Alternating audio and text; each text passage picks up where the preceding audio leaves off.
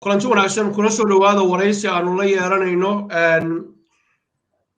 nin dhalinyaro ah oo waayahan dambe social media aad u haystay Soomaalidu ay ka hadlaysay oo magaciisa la yiraahdo Sufyaan Sheikh Ahmed. Sufyaan iminka waxa uu joogaa stuudiyaheena magaalada Nairobi, aniguna waxaan joogaa boqortooyada Ingiriiska. waxaan wax ka weydiin doonaa barnaamijkan duruucdiisa iyo inta ugu badan aanu ku bixin doonaa insha Allah taala sidaan ka balan inaanu ka hadalno calanka midda uu ka soo hadlayay, laakiin haddana aanan ku celinin wuxuu Sufyaan in badan yiri oo ku celiso wixii aysan noqonin. maxaa yeelay Soomaalida waxay tiraahdaa war la qabo xiisa ma lahan. sidaa awgeed waxaan jecelnahay insha Allah taala inaan Sufyaan soo dhaweyno kana hadalno arrintaas iyo arrimo fara badan oo kale oo la isla dhexyaacay si aanu wax uga ogaano, balse waxaan marka hore rabaa Sufyaan soo dhaweeyo. Sufyaan aad baan kugu mahadcelinayaa boqolkiiba boqol inuu ilaahay suurto geliyey ugu dambeyntii inaanu is hor fadhiisano si fiican aad iga aqbashay invitationkan. بسم الله الرحمن الرحيم. أعوذ بالله من الشيطان الرجيم. اللهم صل على محمد وعلى آله وأصحابه ومن تبعهم بإحسان إلى يوم الدين. مدنة ورية فتاح آديات بعضها سنتهي ودوهي. Thank you very much. وحقاك أنت أنا الوحكة لو جود جرنين وحن جعلها يدي لها يراهدو أذيك أنا واقوم مرتقال إن هدد لقي يليسد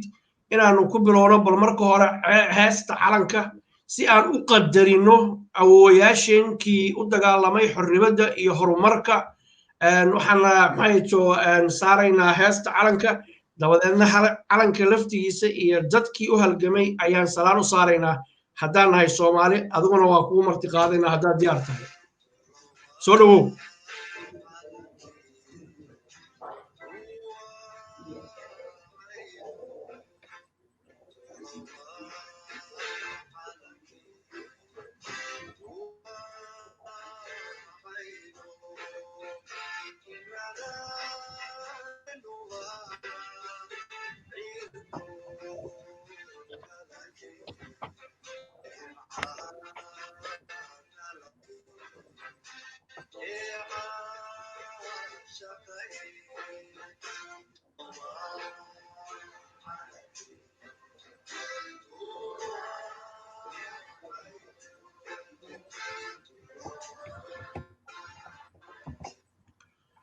waxay ila tahay intaasu inay noogaga eg tahay dad fara badan oo Soomaaliyeed ayaa u dagaalamay xornimada Soomaaliya iyo calanka bulubanaya oo kugu marti qaaday inaad u istaagtid ama salaan u saartid ma doonaysid, waana kugu ixtiraamayaa kaagama xumi. marti qaado dad Soomaaliyeed waajib saaran way. Sufyaan inta aanan u guda gelinin qaybta ugu badan oo barnaamijka waxaad iga codsatay dadweynahan u sheegayaa waxaad igu tiri ma raba inaan ka hadlo xaasaskayga iyo arrimaha. waxaan kugu iri anigu nin weyn oo dhaqanka Soomaaliyeed wax ka yaqaanaan isku haysta. waxa aan ogaga hadlo xaasaskaaga haba yaraatee ama baahi aan u qabno ma jirto. gabdho Soomaaliyeed oo diin ay ka muuqato oo sharaf ka muuqataan arkay, kulligood waa salaamaynaa. dhaqanka Soomaalida ayaana ii diidayay iyo maskaxda iyo logiga in aan nin xaaski ka hadlaano. xaas iyo carruur baan leeyahay, mana rabo in maaragtay laundrygooda lagu mayro social mediaha. kuwaaguna waa kuwaas oo kale, marka taasu meel haynoo taalo. Sufyaan waxaa dhacday in aad waraysiyo fara badan oo kala duwan aad bixisay, aadna kaga hadashay noloshaada, laakiin wax yar baad soo koobtay oo noloshaadii ku saabsan inaad ku gobolada dhexe Soomaaliya, dabadeedna qaxi aad ka soo tagtay Mareykanka iyo wadamo kale oo ka mid yahay waddanka la yiraahdo Spain inaad wax ku soo baratay, iminkana aad dib u soo noqoto Afrika aad joogtay gaar ahaan Kenya. laakiin taariikhdaadu intaas way ka fog tahay.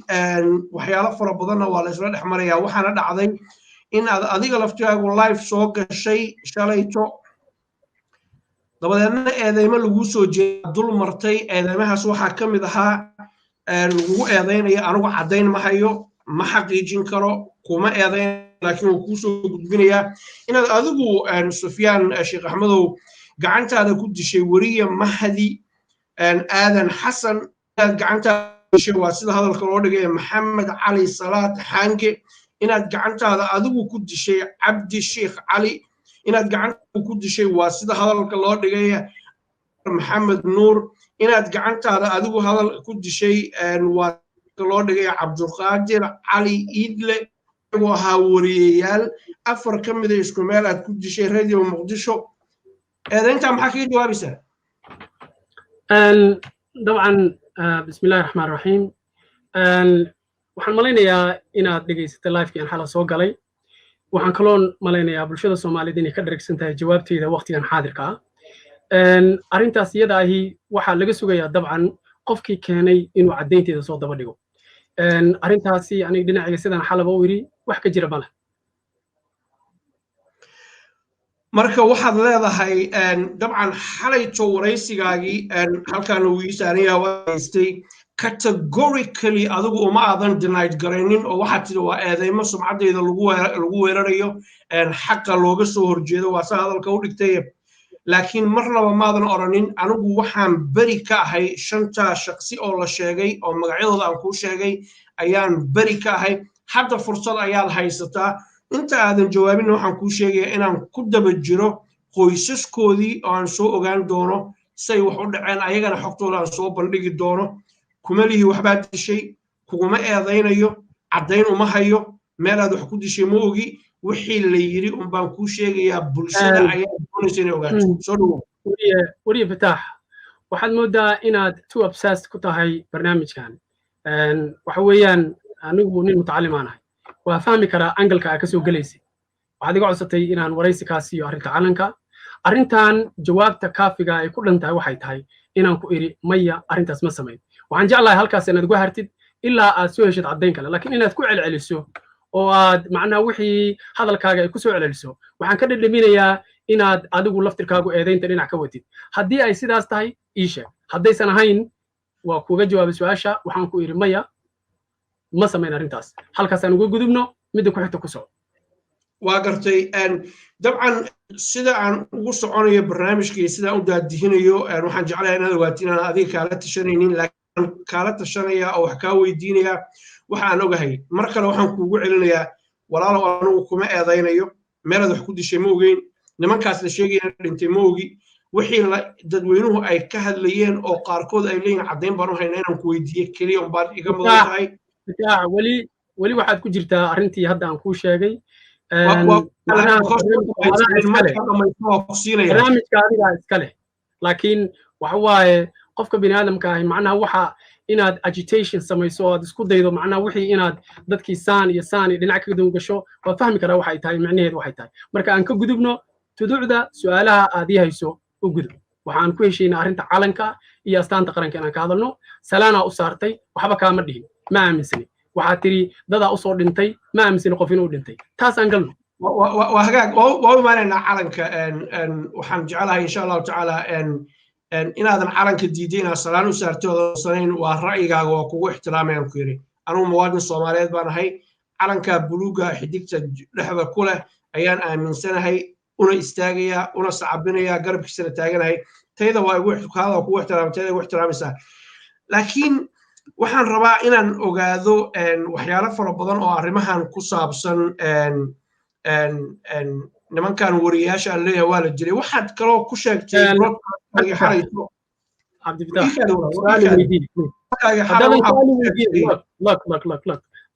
su'aali weydii su'aashaad waa kaga jawaaba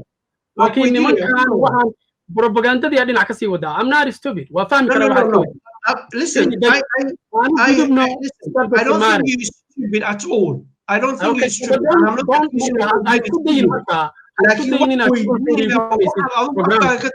let us make no سؤال توسي ويدي you know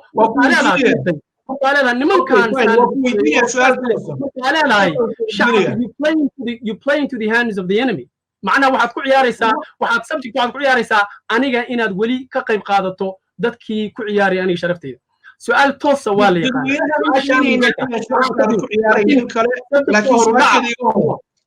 su'aashaada hadda su'aal ku weydii ask me question hold on lecturing kuguma imaan moogtaa inaad su'aal weydiisan kugu imid listen if anuu lecture dadka ba uguma imaado adaa dadka lecture garinayo marayo calanka ka hadlayay markaan waraysigan kaa ogolanay fitaax markaan waraysi kaa ogolanayay waxaan aqaanaa angalka siyaasad ahaan ee ku saabsan calanka ee aad ka soo jeedo waxaan ogahay inaad difaacanaysa calanka waad caddaysa hadda markaad bilaabaysid kanwi ma uga hadli karnaa si civilized ah oo fikirkayga adoo ga dhigsta adoon isku dayin macnaha inaa disrespect igu samaysid oo beenta la wada iyo warka intaad dhinac ka gashay aad tirahdid nimankaan saalin ha ku celcelinin I don't want that because inaa ku celcelisid micnaheedu waxa weeyaan besmirching my name so ha isku dayintaas mana kaa yeelayo haddii su'aal aan calanka ka hadlayno letas waa weydiye su'aal waa kaaga jawaaba su'aal kale haddaa qabtid waa kaaga jawaaba laakiin lecturing no fine marka hore waxay ku fiican tahay waxaad tiri educated man baan ahay oo academic ah and I respect that anigu magacaagana kuma ciyaarinin inaan ku ciyaarana diyaaru ma ihi waxaan ku weydiinayaa guuxa bulshada oo keliya adna inaad ka jawaabto alxaq u leedahay haddaadan ka jawaabin waa ka gudbaynaa now waxyaalaha kale ikaad cami waa hadashay oo ku dhegaystay awe aqoontii raashadii what is the problem No, the problem is, you know, the problem is have a share صاحب ترتيب حوش الرصع. Problem كله ياي. وح اسكو ديوسا إن عاد أنجل كاغا سياسة دا أنيجا شكله نقصي ديريسي. أو سياس بالي. Ask me questions. معنا مش مو معنا حاجات مستوى كلها لكن أيست. ما هي ويدي سؤال Go ahead سؤالي ويدي. Fine. marka adigu hadlaysay waxaa soo qaadanaya waxaad adigu tiri waa la yiri iska daa waxaad tiri 2 milyan ayaa la ii ballan qaaday inaan qaato oo arrinta calanka joojiyo yaa 2 milyan ku ballan qaaday waxay imaanaysaa maalinta oo baaritaankaasi u yimaado ayay imaanaysaa arrintaas inaan ka jawaabo hadda maya Soomaaliya ku ballan qaaday hadda ma ka jawaabayo su'aashaas waxaad broadcast-kaaga ku tiri dowladda Soomaaliya agaasimay ii ballan qaaday inay 2 milyan isiiso ma ka noqotay arrintaas oo dhan maaha and in fact waxaad samaynaysaa hadda statement oo qalad oo aanan dhihin aniga ma dhihin dowladda Soomaaliya ii ballan qaaday okay maya arrintaas waxay ku jirtaa social media qofka u baahan halkaas uu ka dhageysanayaa su'aal haddaad qabtid weydii fine inaad ka jawaabtid ma doonaysid waxaad kaloo ku tiri broadcast-kaaga adigu aad live-ka u soo gashay waxaad tiri waxaa ii heshiiyey BBC-da wariyaal ka shaqeeya iyo dowladda Talyaaniga hay'ad u shaqeysa maxaad ku cadaynaysaa wariyaasha BBC-da gaar ahaan kuwa Soomaalidu inay adiga ku cadeynaysaa Fitaax waxaan u malaynayaa at least inaad xoogaa leedahay some sort of civilized manners su'aalaha qaarkood waxaa la isku weydiiyaa meelaha qaarkood hadda waqtigan xaadirka wixii proof iyo cadayna oo loo baahan yahay ama wax lagu cadaynayo waqtigeedii lama joogo goobteedii lama joogo waxaad igu marti qaaday programkaaga inaad su'aalo i weydiiso not inquisitive maxkamadna ma saarni so please can we move on hore ma uga socon karnaa su'aali weydii fine hore u soconayna adaan kuu raacaya okay waxaad ku tiri broadcast-kaaga 230,000 ayay dowladda Mareykanku jaamacad iga bixinaysay maxaad baranaysay oo 250,000 oo u dhiganto 169,000 oo giniga sterlinka today sarif aad ku baranaysay maadada noo sheeg adoo maad mar kale waxaan rabaa waxaad isticmaalaysaa hostile manners you're attacking me معناها معنيه ما إن ربنا كجواب لكن وحن ربا إن كدرنسيو إن فهمسناهاي وحد كم تهاي أما هذا إيه موقته إن قيب كتهاي إن دتك كفر أحسن إن أنيجا مجاعيجا لدامج قريب سؤال هذه ويدين سؤال وسؤاله investigation وسؤاله محكمة وسؤاله بايتان سؤاله social media أما media لوجا جواب معها I'm not under investigation قفي بارا ملها so كم جوابها سؤالها وحن روائري qofkii u baahan baaritaan iyo research markeeday tagaysaa laakiin waxaad ii wacday oo adii marti qaaday inaad calanka wax iga weydiiso asagaad aaminsan tahay waxaan ku ogolaada fursaddan isku day inaad difaacdo ha ku wareegin meel kale waa gartay may anu calanka maba difaacay anu waxaan soo bandhigayaa the other side of the argument anigu waxaan ahay neutral laakiin when it comes to the flag I respect that calan 150% waxaan rabaa inaan ku weydiiyo waxaan jeclahay idil qaado Sufyaano arrinta sababtan ku weydiinayo 230,000 dowladda Mareykanku waxay kaaga bixisay waa hadalka adigu u dhigtay jaamacadda ugu sarreysa ee jaamacadaha dunida ugu sarreeya waxaa ka mid ah Harvard University oo Maraykan ku taala, highly respected, maadada ugu badan $50,000 weeye. Cambridge University, Oxford University, waxaan ka hadlaynaa 12,000 baan ka hadlaynaa. markaan eegay jaamacaddii adigu aad dhiganayso, adigu aad afkaaga iiga sheegtay soo baartay, waxay ii sheegeen maado 230,000 lagu barto inaysan jirin. ujeeddadaan ku weydiinaya saasay ahayd, adig kuma weeraraynin, inaan ku weeraro diyaaruma ihi, inaan ku weeraro igama mudnid, aqoon kuuma lihi, xumaan kuuma qabo, cuqdad kuuma qabo, dhibaato imaada geysanin, laakiin waxaan rabaa inaan ogaado waxa jira. That is how I work, that is how I roll. calankaan aadna mar aad la hadlaysay wariye cabduqaadir cumar cabdulle oo ah wariye khiyaarta warbaahinta ka tirsan, waxaad u sheegtay waraysigiisii idinku inaynaan siyaasad shuqul ku lahayn. arrintaas sax miya? Absolutely. laakiin takhasuskaagu waa siyaasad. Yes. nin indhaha oo aan timaha xiiri aqoonin ama qaliinka dhakhtar aan ahayn oo dadka qali aqoonin ma ogolaan lahayd inuu ku qalo ku hago? waxaan rabaa adigana inaan kula wadaago, maadaama hadda aad gashay su'aalihii aan ku ballanay inaan ka wada hadalno. markaan ku leeyahay siyaasad ahaan ma taageersani group, waxay micnaheedu u yahay waddanka Soomaaliya dawladda hadda ka talisa waa taageersana, dawladda hadda imaan doontana waa taageerina, tii hore oo jirtana waa taageerina. xisbi siyaasadeed oo gooniya ma taageerno, noocuu rababa haade, ama ha ahaado mid oo aan islaamiga ahayn ama mid islaamiya ha ahaado. Yes, takhasuskayga waa siyaasadda. waxaan soo bartay political science, international relations, political theory, political psychology, and political philosophy, Spanish languages for majors and English. takhasuskayga kaas weeye. marka aniga waddanka suu yahay wuu yahay, waddanka waxaa u taliya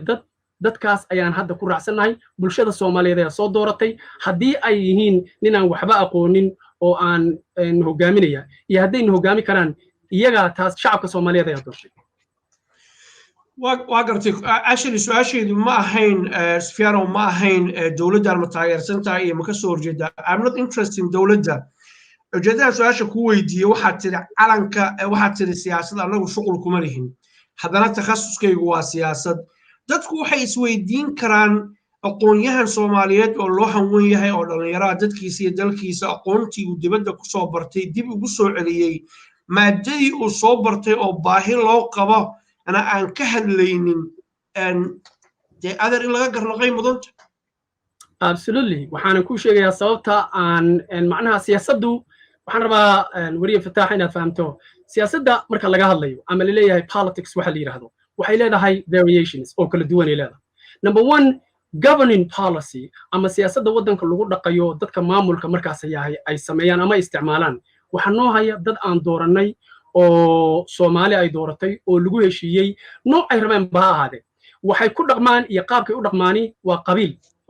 waa wadognahay, ma aha politics. aniga marka haddii aan maanta engage gareeyo political situations of my country, waddankayga, waxaan laga yaabaa inaan ku noqdo carqalad habu wanaagu socodka waddanka Soomaaliya. waqtigaygii lama joogo, maalinta waqtigayga la yimaado waa gelaya. laakiin waxaan hadda ku jiraa shaqo kaleeto oo ayadu laftirkeedu dan muhiim ah ay ugu jirto waddanka, oo ah in la bedelo astaanta qaranka, calaamadda kirishtaanka ay ku jirto, la bedelo calanka buluuga oo annagu aanan samaynin, la bedelo waxa la yiraahdo haybta korka, la bedelo ama dib loo qoro taariikhdii Soomaaliyeed. shaqada aan ku jirno hadda aniga iyo kooxda talo ku noolba waa midaas, ayada aan ku qanacsanahay. waxaan aaminsannahay waddankeena Soomaaliyeed inay u tahay wax muhiim ah. kooxdan talo ku nool oo adigu guddoomiyaha ah u tahay, meeqa qof baa ka kooban tihiin? dad magac loo bulshada taqaano oo ku jira ma jiraan loo sheegi kartid? mudane Fataax, waxaan leenahay waxa la dhaho political strategy. political strategy means markaan arrintan bilaabaynay waxaan degsanay qaacido. maanta waxaa ku muuqata social media in iska daba dhac ay u soo dhacayso eedeymaha la ii soo jeedinayo oo ah beena, sixroole weeye, waa gaal, wasrankaa soo dirsaday. dadoo yaqaan ku jiro magaca ee su'aashaan rabaa inaan kaaga jawaabo, aan dhamay su'aashaan kaaga jawaabo. ilaa la yiraahdo waa nin dilaa oo dad u soo dilay. arrintaas waxaan ogeyn inay imaanayso sidaas daraaddeed ayaan waxaan leenahay mar kasta oo xaaladdu ay taagan tahay hal qof central committee ama guddiga dhexe hal qof baa bannaanka jooga inta kalena waxay joogaan gudaha bannaanka ma imaanayaan ilaa qofkaas uu meesha ka baxo ama loo baahdo xaaladdu isbedesho siyaasaddeena saasa sidaasaad aniga ugu jeedaa xubnaha kaleeto tiradoodu waa 28 central committee xubno kaleeto waa jiraan tala ku noola laakiin kama mid aha central committee waa gartay waxaad ka hadlaysaan ma ahan team yara oo dan gaara ma aha dadkan aad ka hadlaysid sidaan u fahmay hadalkaaga iyo waraysiyaadana ka dhuuxay waxay tahay inaad ummadda Soomaaliyeed iyo calankeeda badbaadisaan oo ka naloo keenay aad bedeshaan waa sa hadalka u dhigtay dadka doonaya inay waxa sameeyaan oo ummad masiirkeeda ka hadlaya dhowr iyo 20 ba ha ahaadaan mararka qaarkood tayada iyo dadka yaraantooda iyo badnaantooda fiican dad yar oo wax qaban kara ka fiican waa soo dhaweynaa inay yartiin laakiin maadaama dantii guud aad ka hadlaysaan maxay ku dhacdeen ama hal qof oo kamid ah magacooda noo sheegi karinin oo ummadda Soomaaliyeed ay taqaano ixtiraam u hayso misaal baan ku siinayaa waxaa jira nin la yiraahdo professor Cabdi Ismaaciil Samatar Soomaalidu waa taqaanaa iyo mowqifkiisa waxay Soomaalidu taqaanaa professor Xuseen Warsame Soomaalidu waxay taqaanaa Abraar Yusra Abraar Soomaalidu waxay kaloo taqaanaa professor Cabdiqaadir Shirwac Dr. Abdullah Mansour these are credible Soomaalidu dalay taqaano hal qof oo Soomaalidu ay taqaano noo sheegi kartaa ma jira aan niraahdo war meeshaan odayaal baa yimid aqoonyahan baa yimid ikhyaar baa timid bal magac noo sheeg mar kale aan kugu celiyo adigoo mahadsan su'aashii aad markii hore weydiisaan kugu celinayaa therefore jawaabtii aan ku sii markii hore kugu celinayaa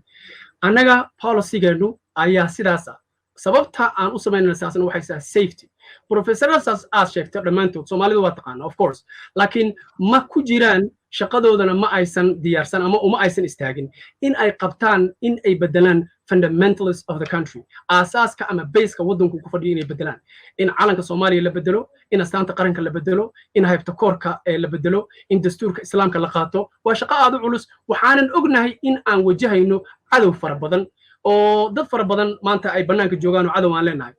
therefore waa one person at a time halkii mar waxaan iska geli karnaa hal qof because dadkani waa dad academiga waa dad wax soo bartay research inta sameeyeen lama rabo wixii ay soo barteen in hal mar ay baabaan waayo waxa dhici karta cadawgu in uu keeno in hal mar dhibaato ay nagu wada timaado sidaa daraaddeed hal qof waa riskiga qaadanaya hadda aniga ah ninka gudoomiyaha afayeenka ayaa markasta riskiga qaata maalintaan anuu ka baxo ama taydii ii timaado macnaha kama bixi kare ama taydii ay ii timaado maalintaas nin kala imaan doona sidaas ayaad ku arki doontaa haddii aan yiraahdo policy-geena saasa mana sheegin waa gartay waxaa xusid mudan inaad tiri maaragtay amnigeena ayaan u baqanaynaa waxaa xusid mudan inaad Nairobi joogtid oo islii aad motorbike-yada aad raacdid iyo taksiyada dadku ay raacaan aadan amnigaaga u baqanayn laakiin dad kale aad qaranaysid waanu ka gudbaynaa dadweynaha u daynaynaa go'aan ay ka qaataan arrinta ayada anagu ku xukumi mayna dabcan waa ku weydiiye waana ka jawaabtay mahadsanid inaad diidinna xaq baa u leedahay haddii aanu arrintaa ka sii soconno ka tagno arrinta calanka aanu u gudubno waxaad tiri heesta calanka markaad ka sheekeynayso waxaad tiri waxaa ku jira erayaal shirki ah ayaa ku jira ayaa tiri adoo soo koobaya bal 2 eray ama 3 eray oo shirki ah noo sheeg aan kaa dhegaysanay waxaan rabaa marka hore aad baa u mahadsan tahay su'aalihii aan diyaarka u ahaa hadda bilowday waa thank you very much waxaan rabaa marka hore shacabka Soomaaliyeed in la wadaago horta heesta marka ugu horeysa ninka ku luqeeyay iyo ninka alifay labaduba waxay ahaayeen niman uu soo tababartay gumaysiga Ingiriiska iyo Talyaaniga ninka ku luqeeyay Cabdullaahi Qarsho wuxuu ku dhashay Tanzania gobolka la dhaho Kilimanjaro cadan ayaa lagu soo tababaray Soomaaliya wuxuu soo galay asagoo 20 jira wuxuuna la socday gumaysiga ninka kalena wuxuu ahaa sidaas oo kale nin gumaysiga uu soo tababartay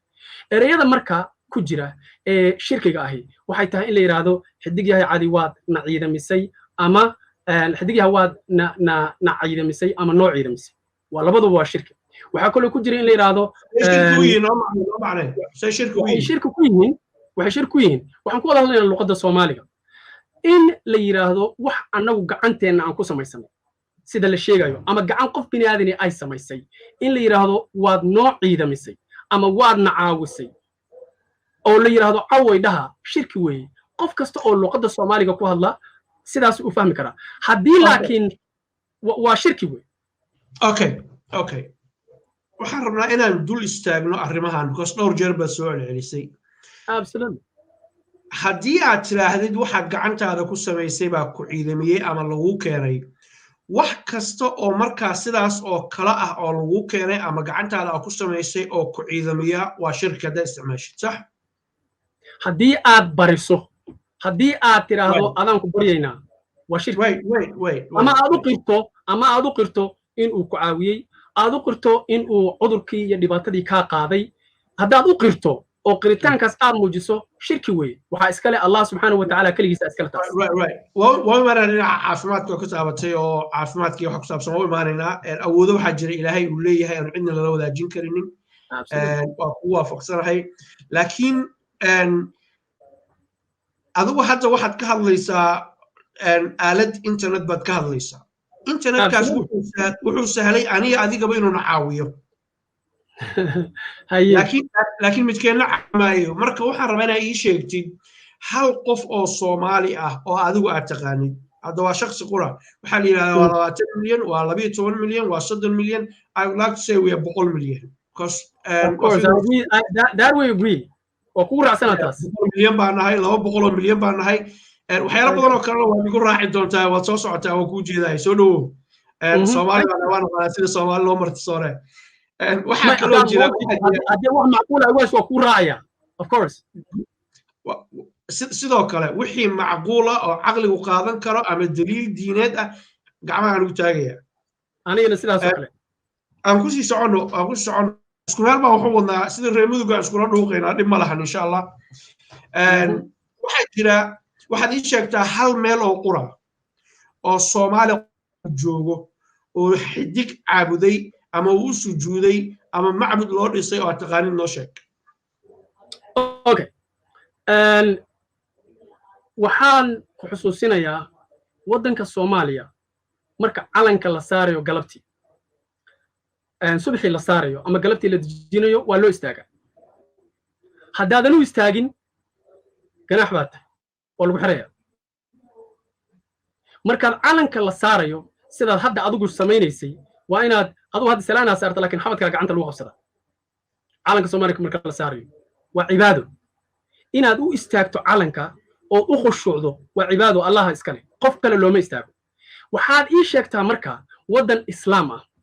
dambi aysan ahayn waqtiga salaada la adimayo ama masaajidka loo socdo dadka inaan lagu ciqaabin oo qofku uu xor yahay markuu rabaadi karo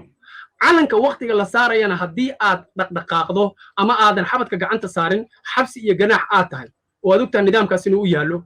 haddii aysan taasi ahayn caabuditaan la caabudaya calanka iyo xidigta dan luqadda Soomaaliga ku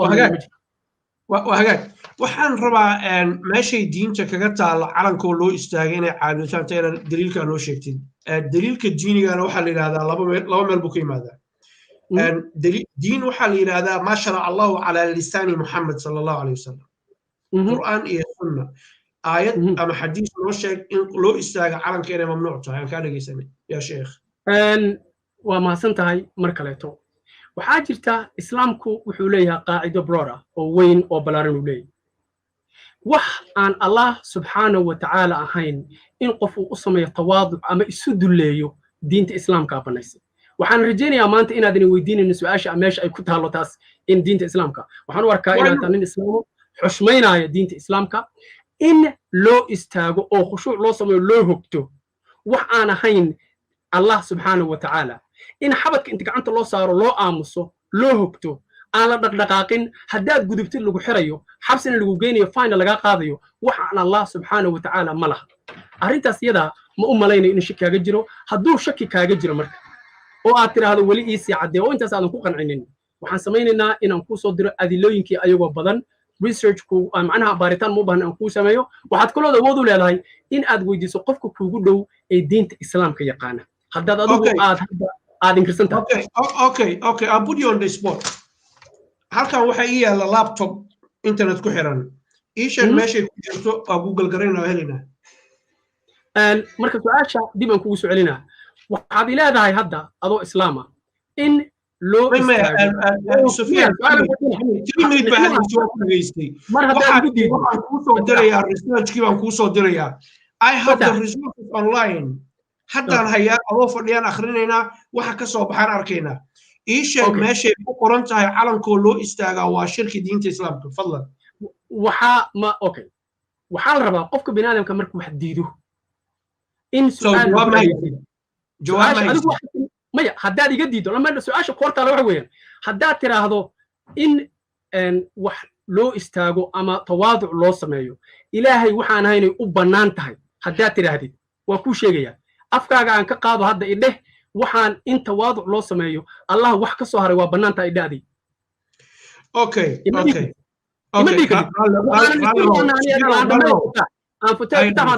waxaanan isku raacnaa aniga adiga waxaa wax qof walba oo soomaaliya uu qirsan yahay in calanka soomaaliya loo istaago loo hogto aan la dhaqaaqi karin marka la saarayo marka la dhigayo loo heeso intaas dhan isku waran marka heesiis la qaadayo haddaad dhaqaaqdo ama meel kale aado waxaa tahay ganaaxaad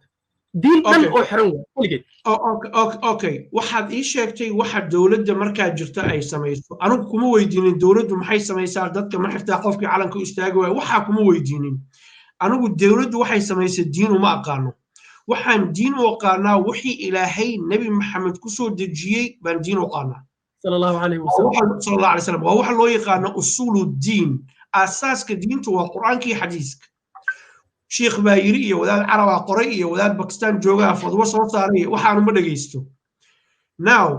waxaan rabaa inaan mar kale ku weydiiyo waxaad tiri waa hayaa inay mamnuuc tahay calanka in loo istaago islaamkaa beeniyey waxaan ku iri walaalow waxaad ii sheegtaa meeshay ku qoran tahay waa kuu soo dirayaa baa tiri haddaad ii soo diraysa waad og tahay fadlan ii sheeg waa google garaynayaa dadkana daawanaya ayaan la wadaagayaa haddii aadan haynin waa ka gudbaynaa mawduucan qaybtiisa kale u gudbaynaa calanka shirkiga ku saabsan waxaa dhacday hadda ka hor taariikhda islaamka waxaa dhacay yuusuf calayhi salaam waa tii god lagu riday berisamaadkii aabihii yacquub ayuu u soo noqday oo nebi ah muxuu yacquub sameeyey adigaa noo bilaabay wad yacquub wiilkiisii ma u sujuudin mise uma sujuudin haye de waxaan ku weydiinaya adaan ku weydiinaya ma arrintaa ma ka warqabtaa nacam in aayada qur-aanka ku taal nebigiisa inay u sujuudeen ha markay u sujuudeen ma sujuuddaasu ma cibaaday ahayd mise waxay ahayd karaamo iyo sharaf lagu karaamaynayo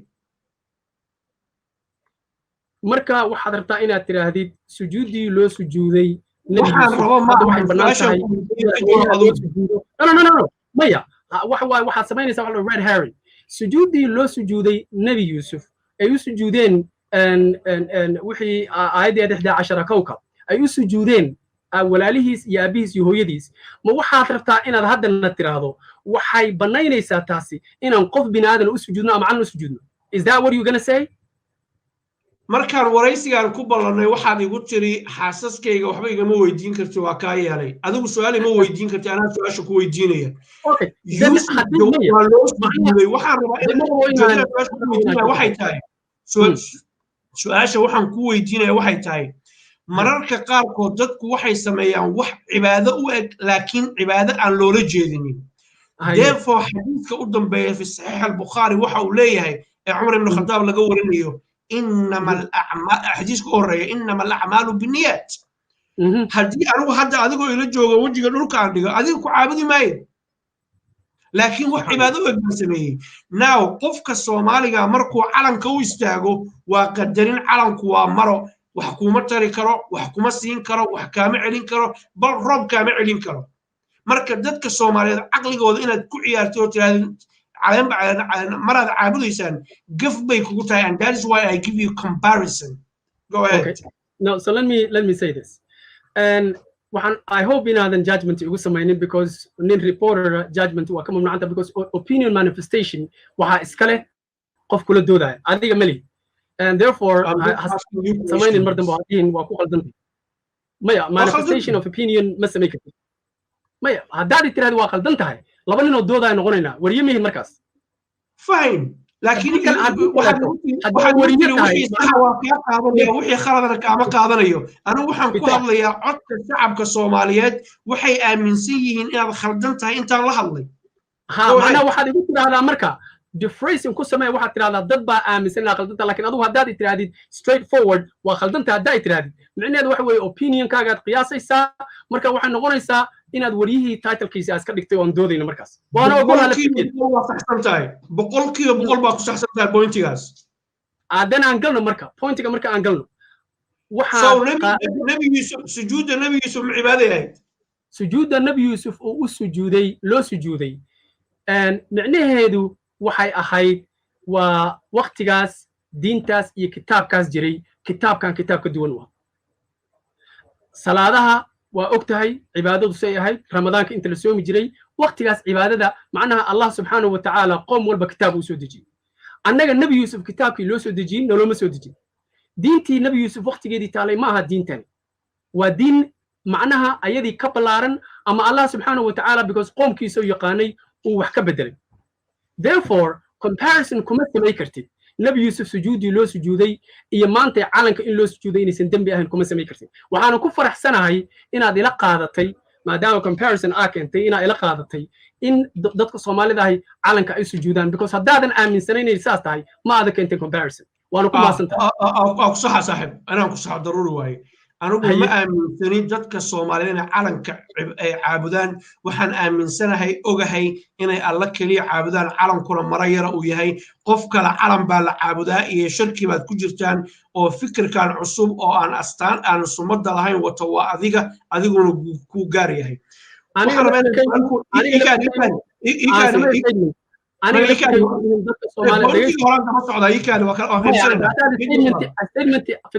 statement aanan samaynin haddaa saysid waa inaan ku celiyo aniga ma dhihin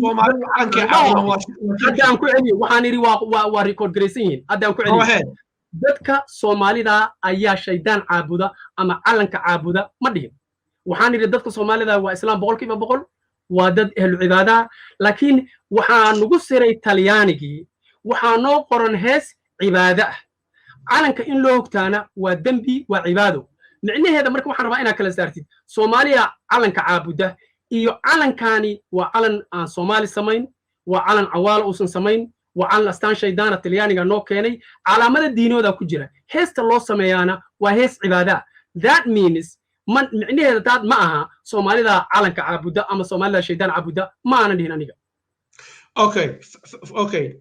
let me just code you one more time okay waxaad tiri heesta calanka ee Soomaalidu qaado waa loo istaagaa waana cibaado ma igu tiri mise iguma aadan loo istaagaa calanka absolutely hase yeeshee day waxaa kala duwan no correction waxaa kala duwan let me finish then you can correct because waa ku dhageystay give me some respect waa ku dhageystay waa ka aamusa i dhageyso absolutely go ahead waxaad tiri calanka oo loo istaagaa waa cibaado waa shirki Soomaalidu markay si kala ma kugu dhigayaaba anigu hadda markii calanka la saaro waa istaagaa calanna waa saara laabtana waa qabsadaa inkastoo hadda aan qabsanin waana ku faraxsanahay qabsado berrina waa qabsan doonaa in you eyes adiga markaad aragtid Cabdixafiin Maxamuud Jaamac oo taagan oo calankii la saarayo oo xaadiisa meel walba ay istaagtay qiiro uu qiiroonayo dhiigii loo soo daashay calankan iyo ciidan iyo dhulkan sharafta badan ma waxaan ahay qof mushrik ah oo calanka caabudaya mise waxaan ahay qof muslim ah sidee u aragtaa qofka marka uu istaago calanka uu istaago u hogto heestaas qaado uusan dhaqaaqin waa qof qaldan oo la siray waana waxa reer tala ku nool aan u taagannahay inaan saxno cibaadada qofka inaan calanka la caabudin dadka Soomaaliyeed way ogyihiin laakiin waxay ugu jiraan si aysan fahamsanayn fahamkaas ayaan rabnaa inaan saxno judgmentigeena haddaan reetal ku noolnahay ma aha dadka Soomaalida ay waa gaalo waa mushrikiin calanka ay caabudaan ma dhahayno waxaan dhahaynaa dadka Soomaalida waa la siray waxaan waa naloo qariyay aan is saxno waxaan rabaa mid kale inaan ku sheego calanka Soomaaliya maantay aan haysano hal dhibic oo dhiiga looma daadin hal person uma dhimanin damage looma dhicin waa garto waa maarina u soo soconaa very good you see what you did right there you play with the words لكن الحمد لله الصومالي إنه لو قاعد كرمه luqadan ingiriisku waa professor ku tahayna baryaan baalal ka jeexday oo I'm doing well so far dukaamada waxaa ka iibsan karaa and no problem waxaa tiri heesta calanka waxaa ku jira ereya shirki ah laakiin dadka Soomaaliyeed oo qaadaya shirki kuma jiraan waa khaldan yihiin hadday khaldan yihiin khaladka ka dhaca iyo shirkigu waa laba shay oo kala duwan haddii qofku uu khalad ka dhaco suuratu al-baqara waxaa ku jirta rabbana laa tu'aakhidna in nasiina aw akhta'na luqadda carabiga waa taqaanataan ka dhageystay waxaa jira waxa loo khata dhaca iyo mukhti oo ulakas ah laba wax kala fog weey su'aashan ku weydiiyay waxay ahayd haddii calanka Soomaaliya la saaro oo aniga iyo dadka Soomaaliyeed oo daawanaya aan soo istaagno marka la saaro oo aan laabta qabsano oo ilmadu naga qubato oo xaaduna istaagto oo gacmaha iswada qabsano waxa aan sameynayna ma cibaada oo ilaahay ma noogu caroonaya mise nooguma caroonayo yes or no igu dhamid karti waxa ku xugminaya oo kala saaraya Allah subhanahu wa ta'ala marka uu quraanka soo dejiyay wuxuu yiri afallahu amma salaf qofka dambiga marka uu xaq ogaado oo uu fahmo hadii uu ku celiyo kadib dambiga markaas uu leeyahay qofka Soomaaliga maanta marka ee og waxaani waxay yihiin ee u tagay culimada baaritaan sameeyay loo sheegay because waxaan hubaa qof caalima maanta oo diinta islaamka yaqaan marka uu tagto tiraadid in calanka loo istaago xabadka gacanta loo saaro loo hogto ma dambiya ma u malaynayo qof Soomaali inuu ku dhahay dambi ma oo caalim oo shiiqa ama qof aqli leh ma u malaynayo ku dhahay waliba heestan la qaaday marka la akhriyo ma ku dhahay markaad ogaato kadib afallahu amma salaf laakiin markaas kadib tilaabadaad qaadid waxaad ku jirtaa dambi وكا that's point يا راديناي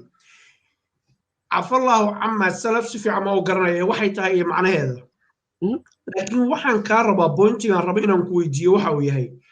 hadii la ii sheegay culimada waaweyn oo hadda Soomaalida waxa kamid ah anigu shakhsiyan ixtiraamka oo ay bulshaduna ay si fiican u ixtiraamto adiga kuma ogi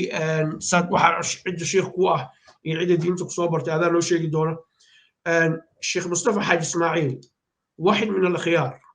حدون نكاس دمناها كلا قاضو قلبي أقول كل دقيقة صوبته كل دقيقة وحاول وحكى الله وواحد قلبي أقوله هذا من سنتين الشيخ محمد درر الله نحرسته أن يعلمك كلا الشيخ محمد درر ولي وأنه لي حكى وذا الشيخ عمر فاروق قدم أن قلت الله نحرسته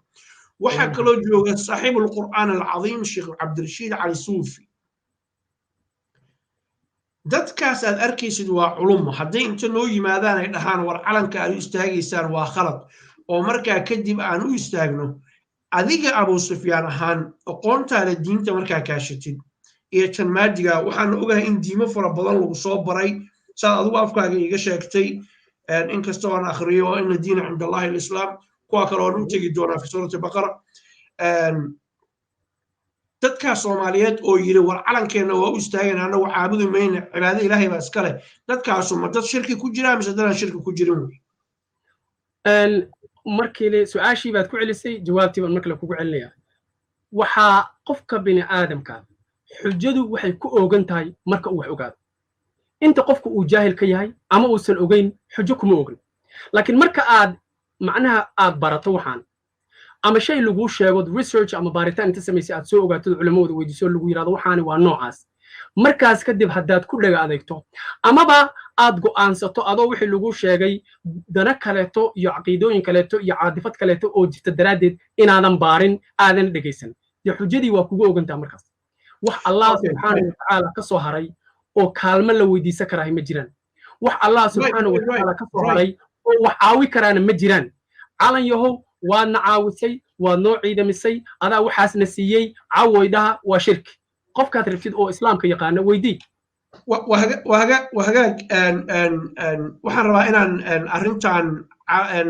cibaadada iyo ku saabsan wax yar ka durno laakiin waxaan rabaa inaan soo gabagabeeyo waxa tiri nabi Yusuf iyo Yaqoob iyo gaar nabi Yusuf markaa waxa tiri diintay haysteen diintan oo kala maahan diintay ayuu haysteen nabi Yusuf kuma dhihin diintan oo kala maahan waxaan ku dhahay diinta Ilaahay kitaabkiisu isku mid weey diimuhu ma kala duwana laakiin Allah subhanahu wa ta'ala quraankiisa wuxuu noo sheegay aayad meesha lagama bixin ama laguma darin ilaa ujeeddo ayuu ka leeyahay matalan tusaale markaan ku siiyo qoomkii nebi muuse waxay soomi jireen inta anagu soonna ka badan diintii lama bedelin laakiin waxaa la bedelay dadkii baa loo fududeeyey micnaha taas ku jira marka nebi yuusuf diintan aan haysano diinta ilaahay isma bedelin marnaba saasaan ka wadaa okay nebi yuusuf muslim buu ahaa waa igu waafaqsanta absolutely ilaahay inuusan u shariig yeelin in la caabudo uusan ogolaan isagii aabihiina waa igu waafaqsanta absolutely in loo sujuudana waa igu waafaq sida aayadda quraanka ay leedahay adigu waa waafaqsanta aayadda quraanka ya absolutely waxa kitaabka ku yaala xaq waa marka dadkii waxaa sameeyey nebiyada ambiyadaas ilaahay hortooda ma waxay ahaayeen dad ilaahay ka fogoo gaala ah mise muslimiin aragtidaada diineed allah subxaanahu wa tacaala haddaad xusuusato malaa'igta wuxuu ku yidhi u sujuuda nebi aadam yes allah subxaanahu wa tacaala asaa amre kaas yes tana ilaaha amray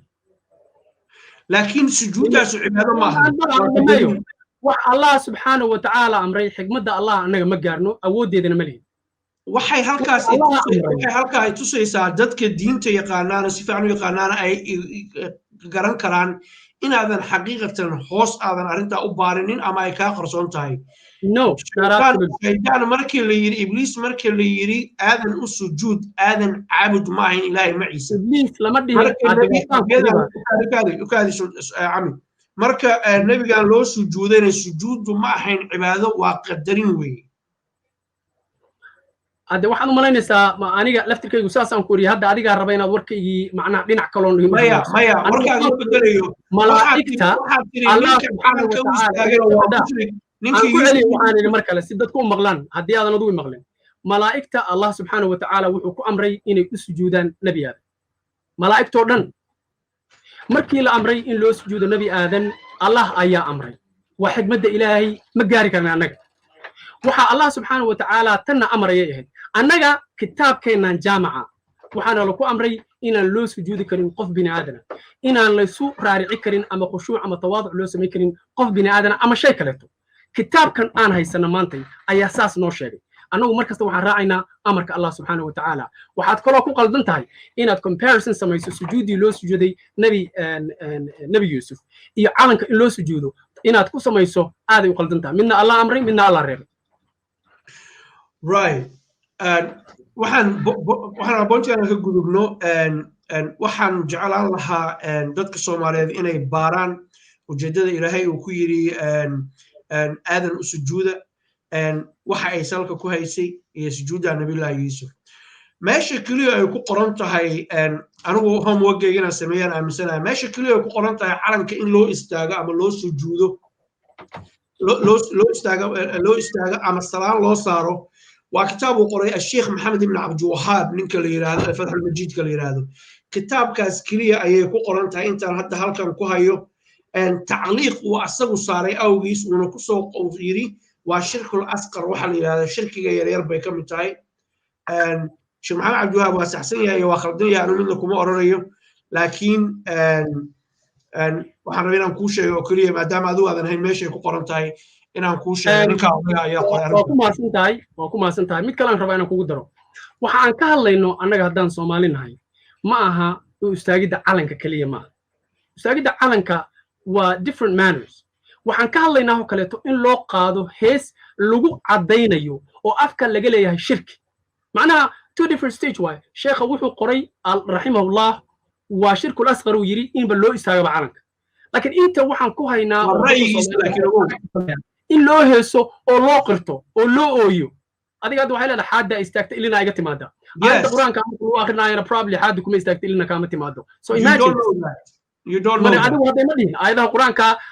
xaadda istaagta quraanka macnaha imaada dhihin laakiin waxaad ii qiratay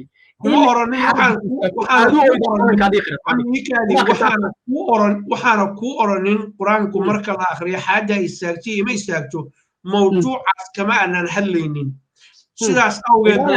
wax ka baxsan kuma oran karaynin haddii marka quraanka la akhriyo ay ilma igu soo istaagtana kuma sheegi lahayn adiga oo waa cibaado aniga rabbiga naga dhaxaysa macnaha aan ka wado waa runta oo hadda anigu kuma dhahay judgmentigaas kuguma samayn karo kuma dhihi karo ma oydid iyo waa oydaa iyo xaad kuma istaagto because aniga ma ogi taas waa personal thing oo adiga ku wiraan laakiin adigay ma aadan dhihin aan ku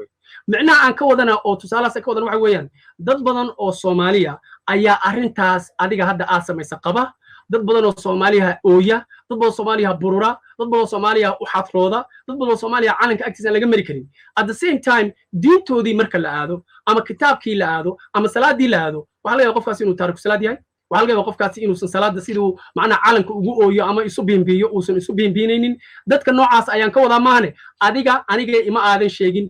ma og cibaadadaada waxaan ila muuqata qof islaam oo ma sha Allah waana ku xurmeynaa taas Allah ku kalaameeyo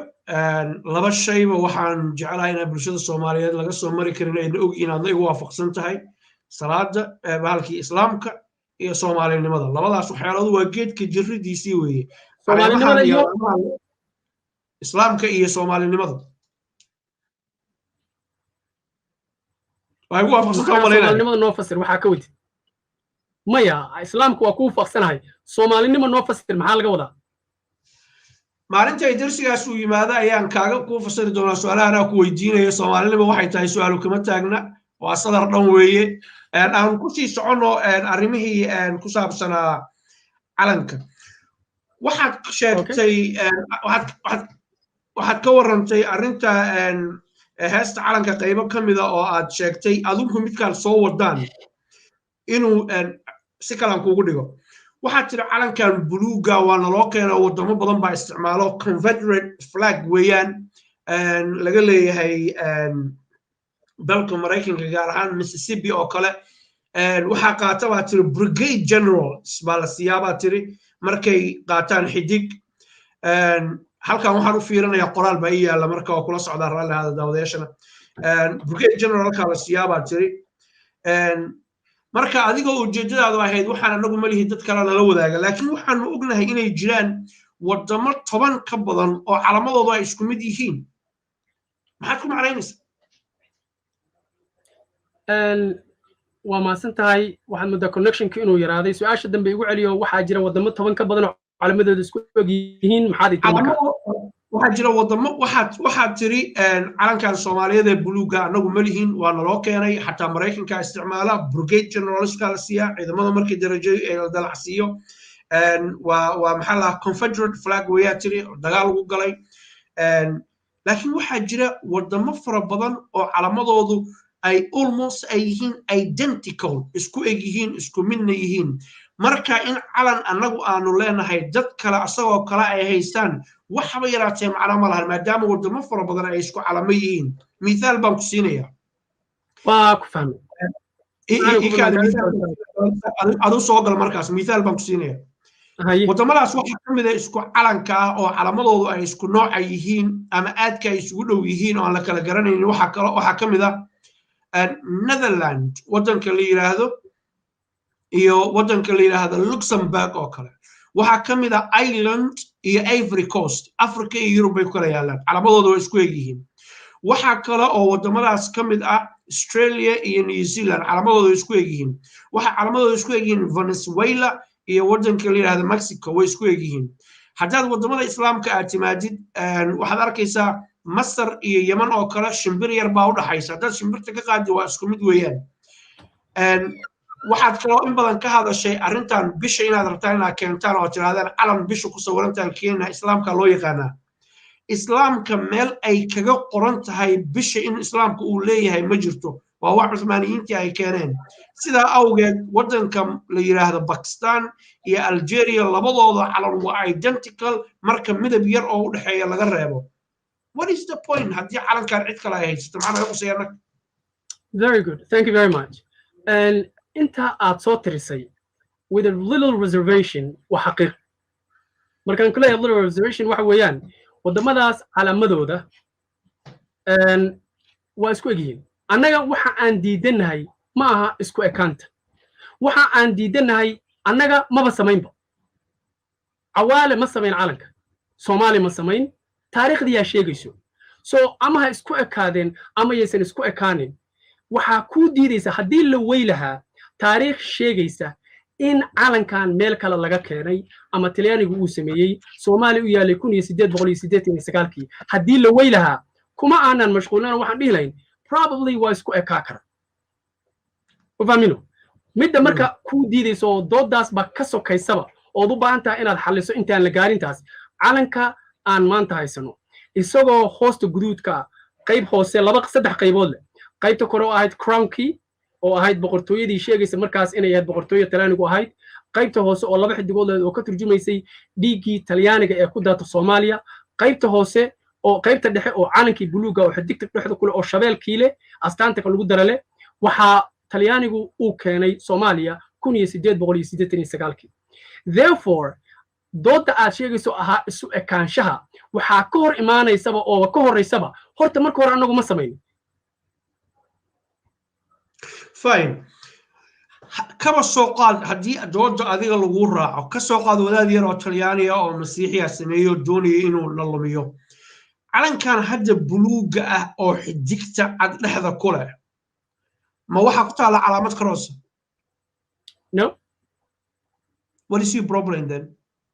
my problem is saddex shay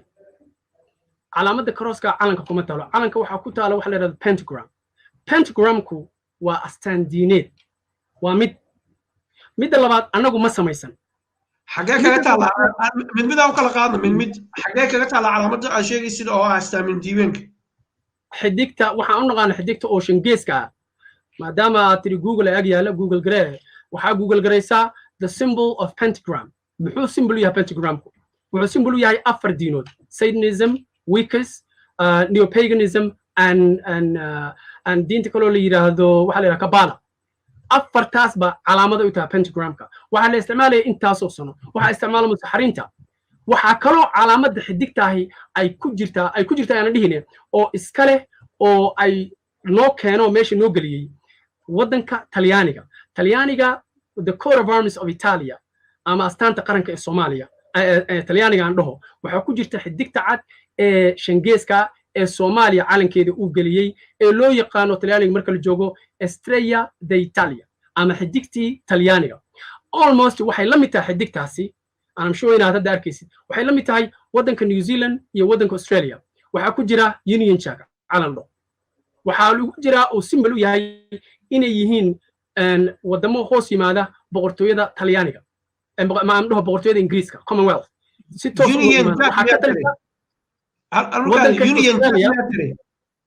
Union Jack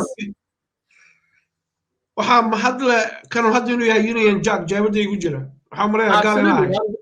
that is Union Jack wuxuu ku jira Union Jack hal mar ka adeey Union Jack intaan hay'ad xagalin warka waa ku ogala waqtigaaga Union Jack wuxuu ku dhex jiraa calanka Australia calanka New Zealand waa indicative wuxuu cadeynayaa inay hoos tagaan boqorada Ingiriiska in hoos tagaan annaga marka calankeena xidigta dul saaran ee xidigta cadahi waxay si toos ah uga timid ama soo galiyay talyaaniga waxay hore ugu jirtay calankii hore oo talyaanigu uu 1889 keenay waa la bedelay 1936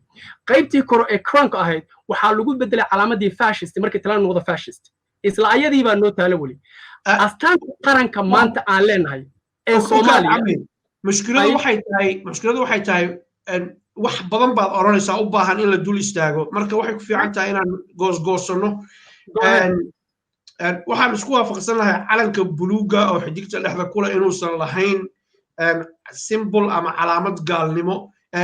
Christian talyaanigu waa Christian asaga keenay baa tiri dadkan hadda aad sheegayso ay ka mid yihiin secret society-ga waxa la yiraahdo iyo dadka la midka markaad eegtid symboliskooda haba yaraatee xidigtu qayb kama ahan qaar Star of David wata ku jira xidigta Nabiyullaahi Daawud lagu yaqaan calanka Yuhuudda ku dhigan si ay u sheegaan hadalka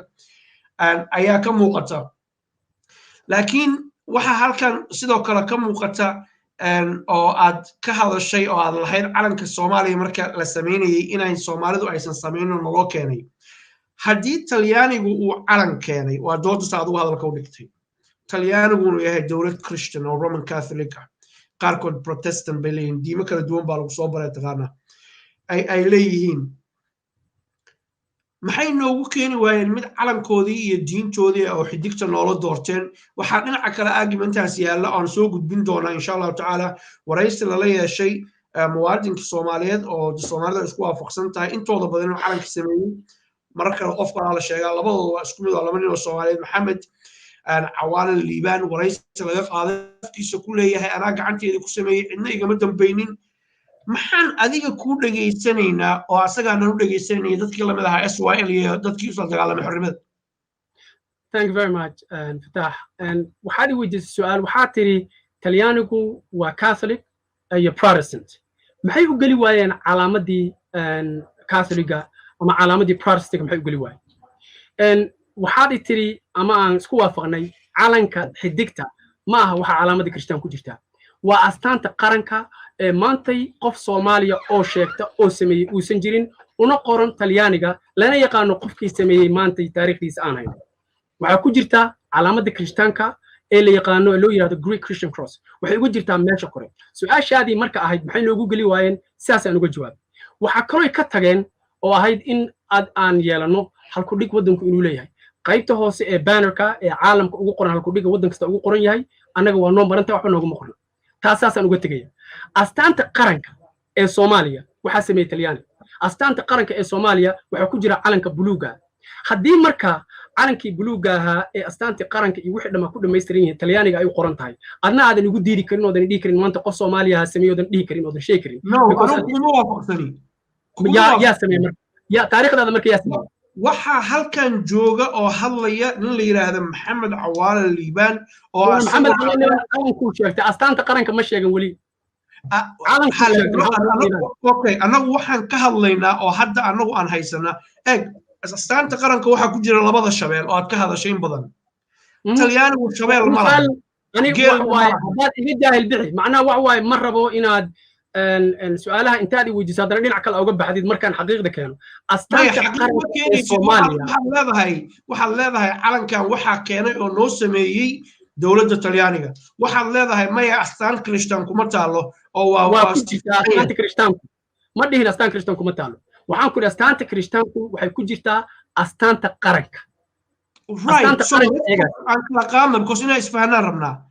calanka buluuga oo markii aan saarnay oo heesta loo qaadayay aanu halkan ka saarnay caawa calankaas waxaad aaminsan tahay inaysan ku jirinin astaan ka turjumaysa diin aan diinta islaamka ahayn no ma aaminsani waxaan aaminsanahay inay ku jirto astaan ka turjumaysa afar diinood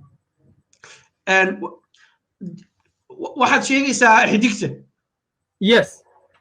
so xidigtu afar diimood bay ka turjumaysaa علامات عالم كردن لغو يقانو أفر ديمود Satanism, Wiccas, Neo-Pagans, Kabbalah. You can Google it right now. هذا Google قرأ. waxa halkan ka muuqata intaas oo maxaa lahaa symbols ama maxaa lahaa logooyin ah oo aan maxaa lahaa dad kala duwan ay sheeganayaan haddii ayagu ay sheegteen oo ayagu ay saas u haystaan waa ayaga iyo qushigooda annaga Soomaali Maxamed baana la yiraahdaa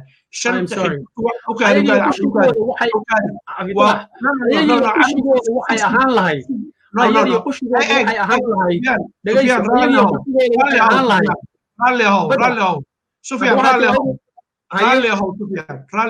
هاي اسكو دينتي هل حبا يجي إلالي statement هالسمين سؤالي ويدي مركز واحد يترانا كجواب ده statement سميسي statement يجينا كجواب بس بنا waxaan halkan ku haystaa resource aadan adigu haysanin ama aad horey u aragtay ay kan google laakiin Cabdifatax laba haysan ku haysan adigii ku ii soo diray calankooda oo taageeray shirkada tahay waa adigii ku guul daraystay uu kaan xamay resource ka hayso waa ka guulaystay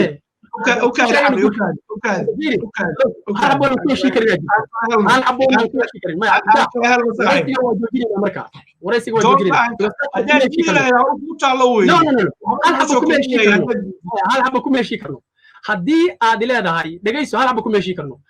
wariyaanahay haddana opinionkaygaan sheegaya kuma heshii karno isma raacdo iyada ama wariye noqo ama aan ka doonno arrinta labada dhinac nool bax معناها waxaan ku xushmaynayaa inaad tahay kugu iri laakiin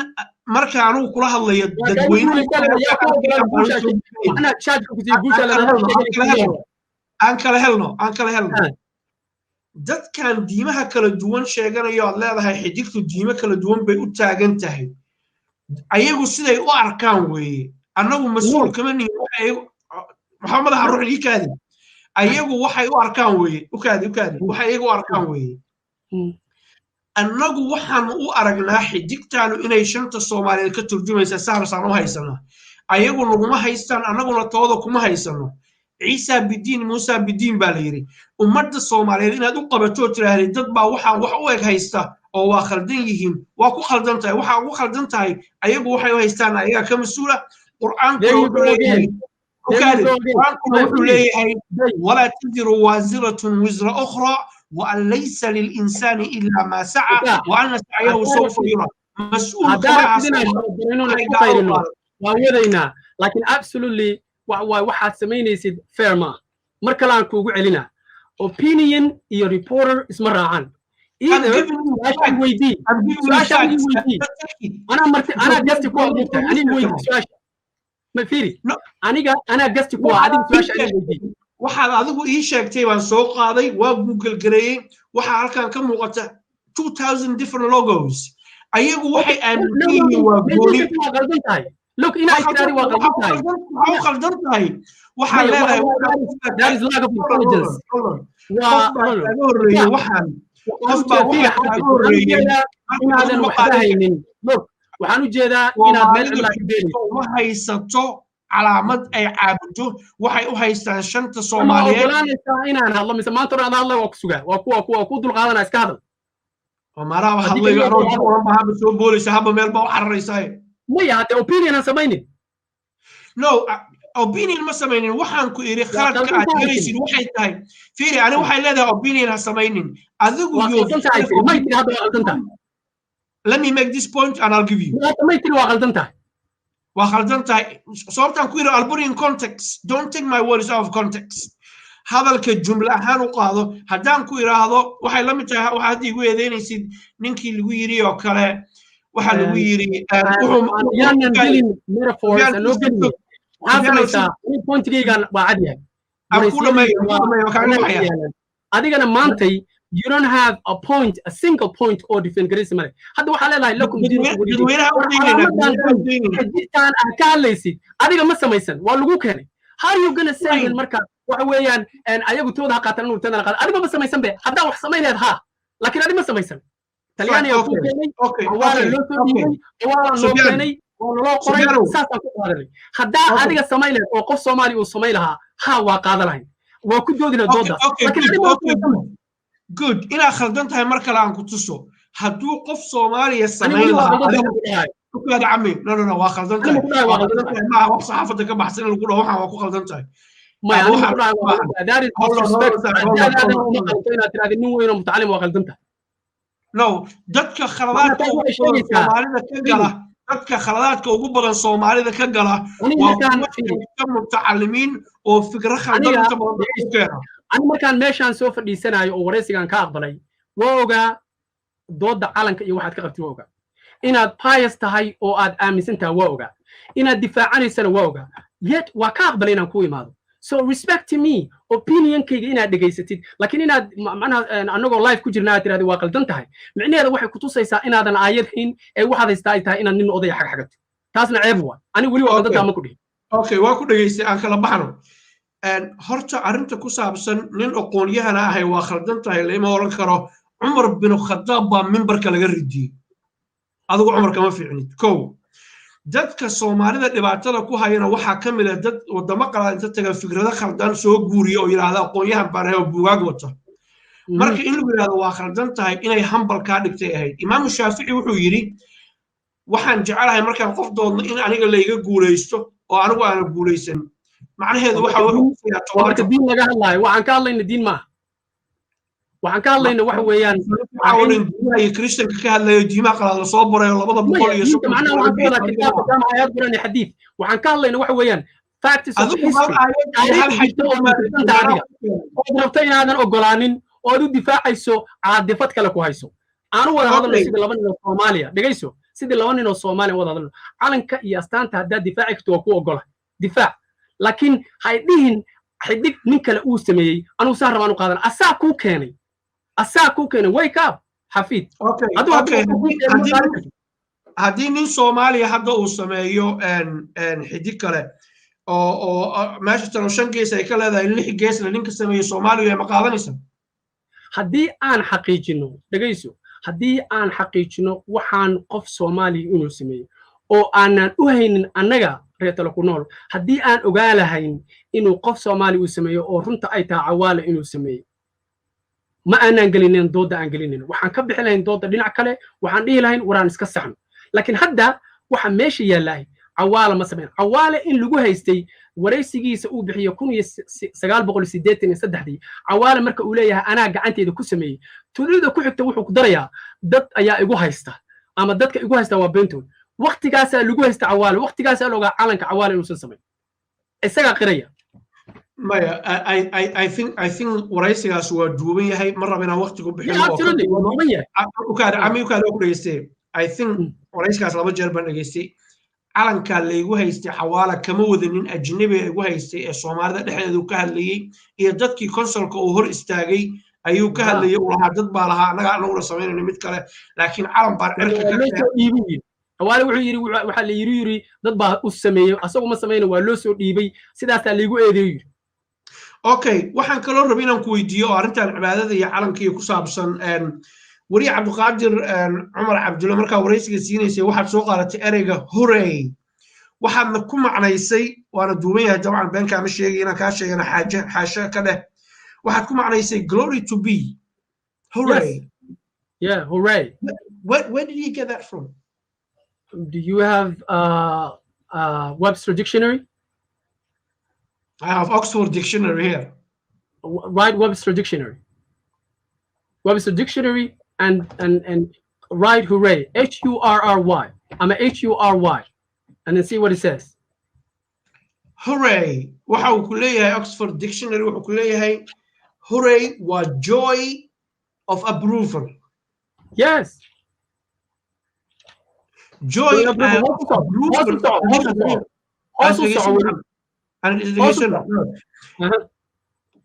joy of approval ويبو كليه ما قال هذا كيف يسوق كل شيء أرجع إن الاستعمال مركي الرئيسي 440 سنة كهر 1517 كيما راسنا الاستعمالي biblical الأورجن مع الاستعمالي أو book of Isaiah يقولون طبعا Christian Bible كوسمع بتغنى أرجع glory to be waxa uu ku macnaynaya inuu yahay waxa uu qofku ku farxay oo markaasna aqbalay soo hadii Soomaalida calankii aqbashay ayna ku faraxday xagee cibaadadu ka soo galaysa waxaan horta ku faraxsanahay markuu waraysan aniga hadda hortaydu yaala Webster dictionary wuxuu leeyahay glory to be hoos u socda u socotid midda adigu ku faraxdana aad sheegtana waa sax oo ah joy expression of joy macnaheedu wax weeyaan markaas in la tuso ama la sheego ama la cadeeyo in loo hayo wax la yiraahdo respect as a joy loo khushuuco la tuso in la isu tawaadu loo sameeyo macnaha ereyga saas wuxuuna la mid yahay ereyga ah ralo respect iyo khushuuc laba wuxuu aad u kala fog weeye respect waa ixtiraam respect waa ixtiraam khushuucna waa wax cibaado lu kula aye maxaa ujeedaa hadda so ereyga glory to be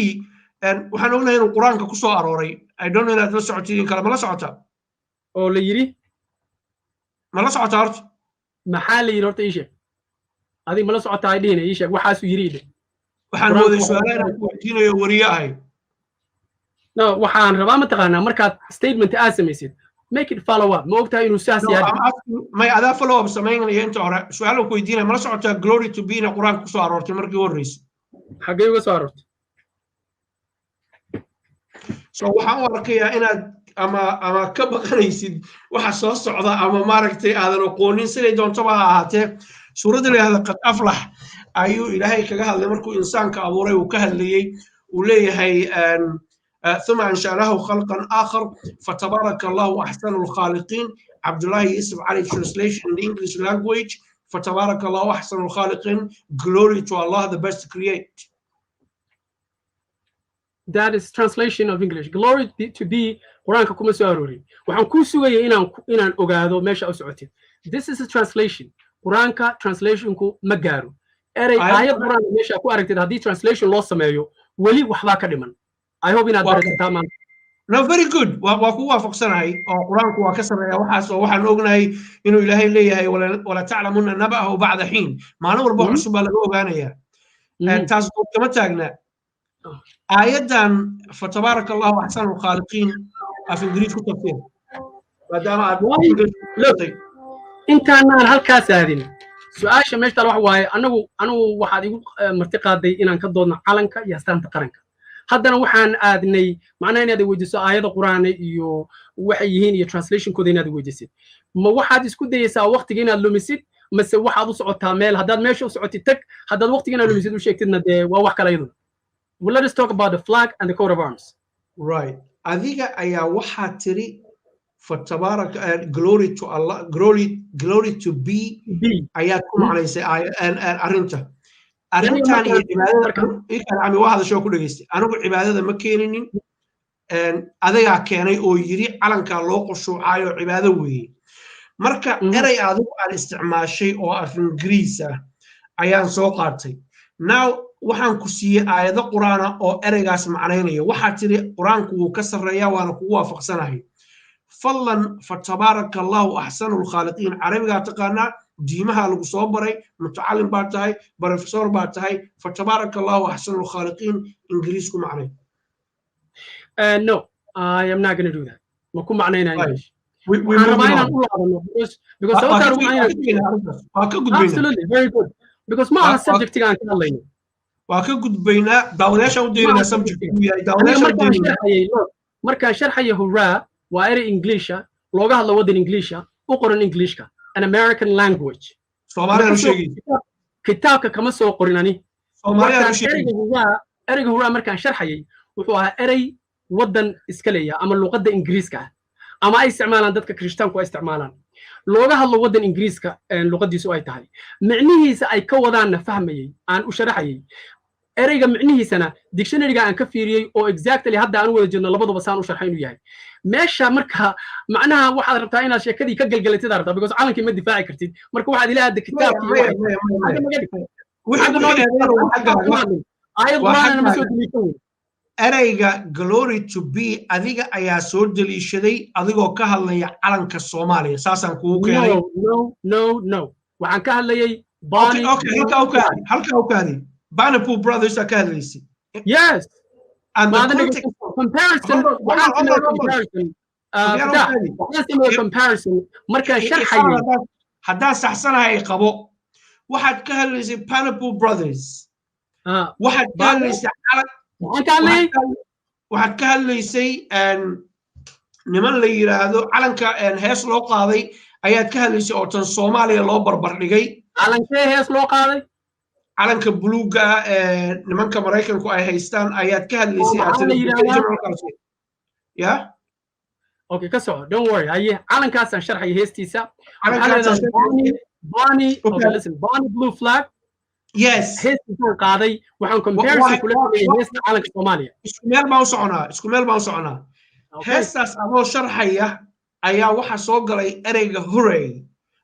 ayaad macnaysay waxaan marka fasiray hooray waxa uu ku yahay in English language iyo sida ay isu leeyihiin ereyga ah cawoy iyo hooray that is a comparison aan sameeyay aniga so waxba kuguma eedayn waxa tiri uma soo guuriyay anigu so now was he jeedo waxay ma aan dhihin dhinaca inta u jeeso koonfur dirta waxay ma aan dhihin aniga hadda waxaad tiri kitaabka ka soo xigta ay quraana sheegtay calanka Soomaaliya ka tiri waxaas ma dhihin waxaan sharxay his English oo u taala loo qoray loo qaado calanka la yiraahdo Bonnie blue flag oo la mid ah calanka Soomaaliya oo asalkiisa meeluhu ka yimida oo dad ay leeyihiin heestii Englishka ee akhriyay waa sharxay ereyga ugu dambeeya hooray wuxuu yahan sheegay waxaan kaloon la barbar dhigay ereyga Soomaaliga ee la aan ku yaala meesha oo la yiraahdo cawoydaha that is a comparison I made isku barbar dhigan sameeyay kaasoo ah ma ahayn aayad quraan maya aayad quraan kuma dhinanu waxaan kuula aaday waxaan rabay oo kaliya dadku inay ogaadaan dadkeenu af ingiriis ma yaqaanaan adigu aniga ingiriis ma ku sharxin ba waxaan ku sharxaa Soomaali markii hore ya Allah yakhliik cabara hadlaysa waxay u kaadi af ingiriis Soomaali baad ku sharaxday ingiriisna waa ku sheegtay waxaas oo dhan waa sax weeye laakiin sidaad u waday cawo iyo waxaan isbarbar dhigtay ereyga hooray ayaan isbarbar dhigtay anigu waxaan rabay marka inaan kuu caddeeyo ereyga hooray sidaad adigu u isticmaashay waxay ahayd arrin la jaan qaadaysa barnaamijka adigu aad wadatid necessarily aysan ahayn according to the Oxford English Dictionary inaysan sidaa aad u dhegeysid keliya aysan ahayn sug adigu marka ma Webster Dictionary ka glory be to aniga ma Webster showay anagu ingiriis baa nahay wax allaala waxa ingiriis ku hadla halka marka wax waaye joognaa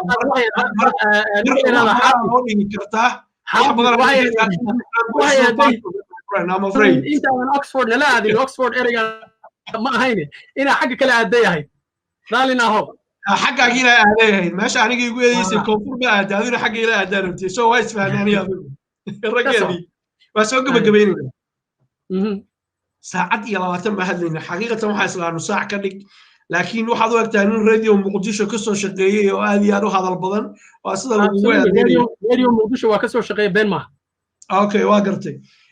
waxa jira intaan u gudbin just radio Muqdisho banaankiis kaliya rabaa maskaxdayda kuma jira hadda igu soo dhacday magacaaga saxda inaad bedeshay markaad Mareykanka tagtay magac kale lagu yaqaan maxaa ka jira soo arinta calanka aan dhamayno marka hore kadib taas aan u gudbino diyaarana waa kaaga jawaabaa su'aashaas ما مرة من وقت وبحنا جينا سرع السيارة رباه محل ورنجر باكية أوضي وحتى نين خيار الصومالية thank you تاكية من نيناسا مسوى مقع ما هي كولكت هذا أي شيء well معناها تاكية مركز نيناسوي مقع مركز يا والورنجر يتنوع نيناسوي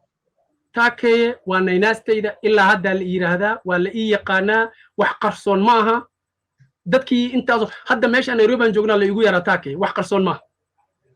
وأقرتي لكن وانا نيناس ترى وضيعش مركب دقوبان وأنا أديك وكل ماشي أنا يتجان ناسيه هو حوجا وكير اللي إحنا عم شو هنا يقول عايزتات أقول لك فتما وحرب صاحب وياه دب وحوي رجي دادي والمكري وهي لكن waxaa ku faraxsanahay oday Soomaaliyeed tahay aad raali ka tahay وقرنا oday Soomaaliyeed waa ka gudbaynaa waxaan rabnaa soo gabagabayno arintan oo aan ku soo gabagabayno arin adigu aad xalay ka hadashay astaanta qaranka maadan taaban wali calankii bisa xoogaa ka hadashay astaanta qaranka wali maadan taaban ana igu yiri calankan ka hadlayna astaanta qaranka uma maadan darin marka dib baad ka keenay ka soco haye mar hadaa diiday ma ku qasbayo ما تديننا موضوع أنا بتاعي مركب واحد ربيع علن كي إن ويهي مركتي أن هذا وقت حجيت أنا كتير مديمة كله أنا واحد راح يسنا وأكوش شيء جدولنا سومالي علن كان أنا سمين علن كان عوالي لكن جدولنا الصوماليات أن وحنوسو دين دونا هل كان قبل دونا محمد عوالي الليبان وحل dadka oo Soomaaliya qof Soomaali ka qarsoon yahay ma jiro waraysigii uu duubay 1983 very famous qof walba Soomaaliya yaqaana waana duuban yahay aniga dhowr maran daawaday waana la wada ogyahay waa ka gudbaynaa waxaad idinku hadda keenteen calan oranaya dhexda ay kaga qoran tahay Allah magac weyn oo culays badan weeye ma sha Allah xidigtu ay saaran tahay bisha aan ka wada xidigtu aan ka wada waxaan ognahay waxa la tiri xidigtu waa muslimiinta islaamka lagu yaqaano laakiin xaqiiqatan diiniyan marka la fiirsho waxaan jeclaan lahaa meesha inta kaga taalo inaad noo sheegtid maadaama aad diin ka hadlaysid islaam waa su'aal weeye marka si aanan waqtiga u qaadan anigu in badan jawaab bishan aad keenteen half moonka lagu yiraahdo afka qalaad xagee diinta kaga taala naga soo gashay فتاح حافظ عنده سوري ما انت انفتاح كبير حافظ افتح كذا حافظ حافظ هذا وما سنتهي marka ugu horeysa waxaan rabaa inaan laba arrimood ba aan isdaba dhigo ugu horeyn waxaan rabaa bulshada Soomaaliyeed inaan la wadaago calanka annaga aan keenay haddaan nahay Tawakal innigiisu misannahay Soomaaliya inay ku jiraan dad fara badan oo annaga naga aqli badan naga cilmi badan naga waaya aragsan maalinta ay timaado in calanka la bedelana ayaha calanka inuu noqdo mid laga wada tashto ee uusan noqonaynin in tala ku nool kaliya loo daayo annaga ujeedadeenu waxay tahay calanka in la bedelo taas marka micnaheedu waxa weeyaan calankan aan wadno ma aha midka aan rabno Soomaali inaan ku dalqamino ama aan gelino haddii nala qaato is fine haddii mid kale Soomaali ay keensatana that is exactly waxa aan u kaliya keenna in la qaadano ololuhu maaha laakiin waxaan dad waaweyn hadda la timaadid problem hadda aragtid solutionka ina raacsid way taas waa mid astaanta xidigta aan iri waxay u taagan tahay waa astaan islaam diinta islaamka waxaan kugu raacsanahay meel ay ka qoranta inaysan jirin bilan la isticmaalo kuma qorno diin waxa kaloo runtaa ah in asaaskii ama markii ugu horeysay ay bilaabeen Cuthmaaniyiinta inay bilaabeen ayadana waa xaqiiq waa runta waa kugu raacsanahay hase yeeshee marka dad mutacallimiina waxaan rabnaa bulshada in la hogaamiyo waxaan rabnaa bulshada in lagu hogaamiyo nidaam aan keenaynin friction ama isku dhac ama burburin qarankii ama in nidaamka dhammaan lagu hor yimaado waxaan samaynay symbols waxa u furan dood sidaad hadda adigu la timid oo kaleeto dad badan oo Soomaaliya nala soo xiriiro yar war xidigtu haddaad islaam ka dhigaysaan dayaxu intuu islaam ka galaa oo run ma galo ma aha dayaxu islaam diinta islaamka meel ay uga taalo male laakiin ujeedadu waxay tahay calankan iyo astaantan annaga haddaan Soomaalina ma aanan samaysan hal la bedelo wixii lagu bedeli lahaa annaga kana nimid Soomaalina waa u taala waa ka kaasaan ku sii soconaynaa kaas aad keenteen baan ku sii soconaynaa bisha iyo magaca Allah waxa kale oo weheliya 7 xidigood oo isgarab yaala meeshii kan kala ya 5 aan ku saxay 5 way 5 xidigood ma amso 7 5 waa gartay maxay shanta u taagin shanta Soomaaliya waxaan rabnay waxaan ka fakarnay annaga waxaan rabnaa ama tala ku nool qorshaheeda ku jira ama aan jecelnahay in aan one day aragno greater Somalia wadanka Soomaaliya oo dhan oo midoobay waxaa noo taala qaacido waxaa noo taala nidaam aan rabno halkaas inaan ku gaarno haddii Allah subhanahu wa ta'ala uu yiraahdo muqaddas waxaa noo amarka in aanan ka teginin astaan muujinaysa maadaama Soomaalida markii hore Talyaanigu ka dhaadhiciyay xidigtan shanta geesli waxay u taagantaa shanta Soomaaliya xidigtiina ay tahay xidig asagu uu leeyahay calaamadiisa wadankiisa ugu taalo asaga calaamadiisa haddaan meesha ka bixino Soomaalidina ay aaminsan tahay shantii Soomaaliya inuu taagan tahay waxaan ku qasbanahay aan rabnana inaan ilaalino Soomaalinimadii aan rabno ilaalino isku dhaganaashii iyo xiriirkii taariikheed iyo diimeeda Soomaalida ka dhaxeeyay sheegashadeediina aanan ka teginin waayo annaga waxaan aaminsanahay shanta Soomaaliya inay mid tahay ma kala duwanin ma aaminsan wax la dhaho federalism ma aaminsan calamo kala duwan waxaan aaminsanahay Soomaaliya meel kasto ay joogto inay isku midab tahay isku diin tahay isku luqad tahay isku dad tahay hal inay tahay sidaa daraadeed shan xidigood waxaan meesha ugu qornay inaysan lumin taariikhda shanta Soomaaliya oo wadamo badani ay rabaan inay tirtiraan waa gartay arrinta ku saabsan shanta Soomaaliya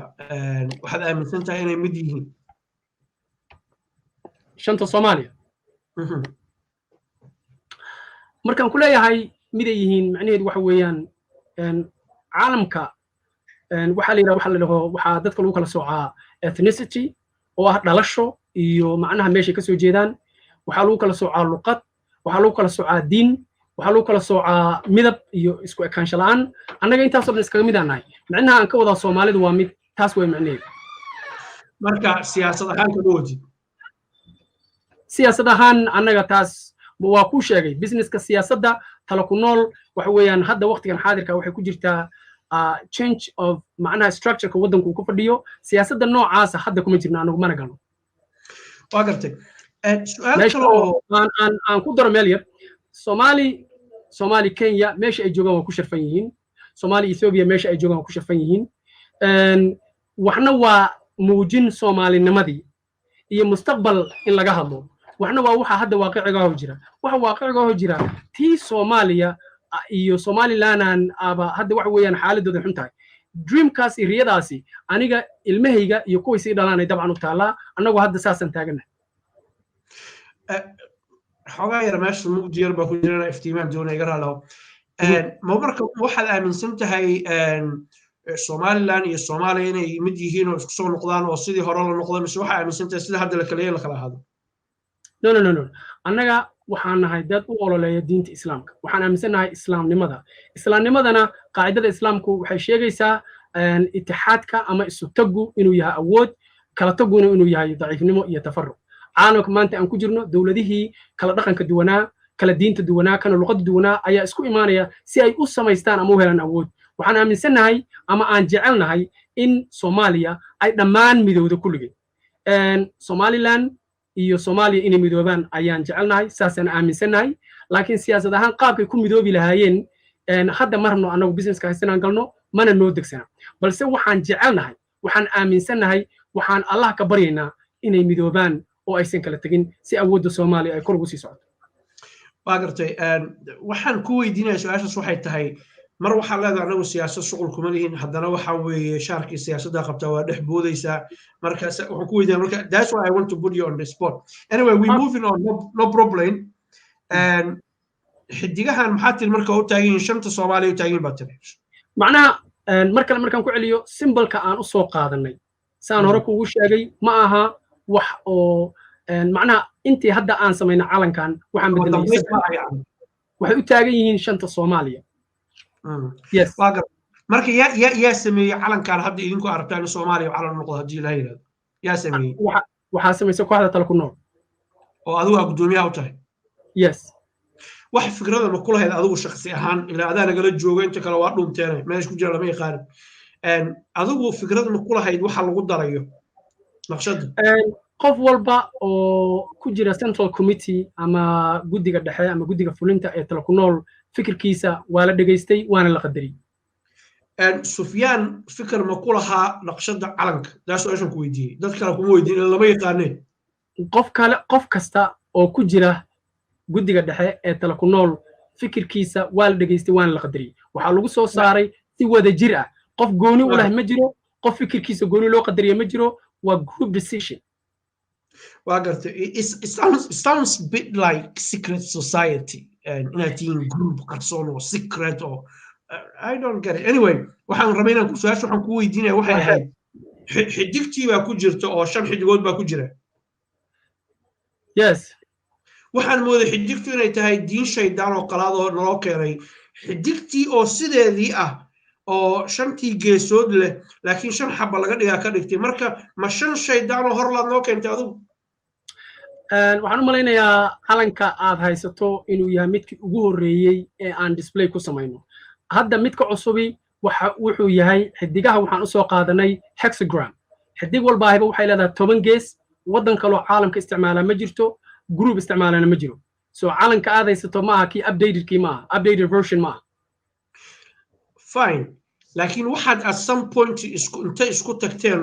aqoon-yahaniintiinu jaamacadaha waaweyn ka soo baxay intaad fariisateen oo adiga keliya la yaqaan inta kale sumad ma lahan obviously intaad fariisateen baad waxaad keenteen calan xidigu ku sawiran tahay ama 5 xidigood aadaan ama 20 xidigood aadaan waxaadna igu tiri waxaadna igu tiri xidigtaanu 4 diimood oo qalaad ayaa iska leh sidaas awgeed ma rabno xidigtiina waa kuugu dhegan tahay markaas ma khaldanaydeen mise waa saxsanaydeen hore okay so waxaad weydiinaysaa wax aan hore u soo samaynay oo soo saxnay waxaad igu xugminaysaa wixii aan samaynay 7 bilood ka hor 8 bilood ka hor saas dartaan aad igu xugmisid maya waxaan rabaa inaan ogaado markaa xidigtaan qorayseen oo aad sawirayseen 5 xidigood obviously mushkiladu xidigtay ka socotay xidigtii baad keenteen idinkoo aqoon-yahaniintii ah oo buwaagtii Mareykanka iyo Ingiriiska iyo Faransiiska iyo Isbaanishka xambaarsan baad timaadeen waa fariisateen hal xidig baad ka cabanayseen oo 5 gees leh waxaad keenteen 5 xidigood oo mid walba 5 gees ay leedahay absolutely marka aan kaaga jawaabo marka waa maasantahay annaga waxaan nahay dad soo bartay saan hore kugu sheegaba wax la dhaho political philosophy and political theory political philosophy macnaheedu waxa weeyaan marka aad rabto wax inaad soo bandhigto waxaa la isticmaalaa ama laga sameeyaa harvesting wax la dhaho waxaa fikirka iyo opinionka laga qaataa shacabka aad rabto inaad hogaamiso waxaa la fiiriyaa waxa la dhaho survey fikirka xidigaha markii ugu horreysay samaynay waxaan ugu talagalnay inuu noqdo phase 1 waayo marka aan rabno shacabka insaanka ah ee Soomaaliyeed ee intooda badan ay yihiin dadaan waxba akhrin waxna qorin marka aad u soo bandhigto wax drastic ah oo ka bedelan wixii ay yaqaaneen waxa imaanaya in ay kugu timaado caqabado fara badan oo aadan qaadi karin waxaan ugu talagalnay inaan samayno phases wax la dhaho phase 1 phase 2 phase 3 and so on xataa marka aan dooda soo marigno haddaad fiirsato doodaha aan bannaanka keenayno waxay leeyihiin gradual shift oo macnaha in kan la keeno ayaan la wado lagu dara kan ayaan la wado lagu dara kan si dadka macnaha loogu sameeyo education waxaan nahay macallimiin waxaan nahay dad waxbara dadka waxaan ugu talagalnay dadku inay wax bartaan soo saad u aragtay calanka kow waxaan samaynay xidigihii caadiga ah oo Soomaalidu ay taqaanay oo 5 ah iyo mid dhexda ku jira xidigtii shaydaanka yes absolutely midii shaydaanka waa quraacsan ku qorana meesha ujeedadan ugu qorana waxay ahayd in aanan samaynin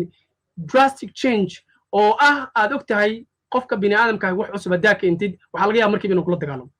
waxa laga yaabaa inaanan helin chance-kii xataa lagu dhageysan lahaa laakiin waxaan helnay maadaama aan xidigii wadno waxaan helnay wixii wax ka duwan doodeena markaas haddaad dhageysan lahayd waxay ahayd hal xidig 5 xidigooda ka badan wadan baan xidig siino waa la qaatay dhageysan ku dhameeyay ninka la yiraahdo xaafidow markii taasna la ka qaatay waxaan qornay Allah oo u qoran digital ma xidigaha la joogno xoogaa ya xidigaha rabaa inaan la joogno xoogaa shanta xidigaha la joogina may waa calanka dhan rabaa inaan ku sharxo xidigihii marka time markii la gaaray ya shay saga ka dhaxyaan midba mar aan qaadno Allah iyo waa imaan marka taali jawaabaya so waxay ahaayeen gradual education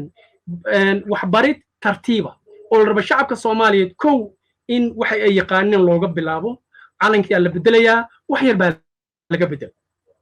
waxaa timid marka in la yiraahdo bishan ku soo darna hadda waxaan kugu raacay bishu inaysan ahayn calaamad islaam annaga waa ognahay bishu inaysan ahayn calaamad islaam laakiin shacabka Soomaaliyeed waxay u yaqaanaan bishu inay tahay calaamad islaam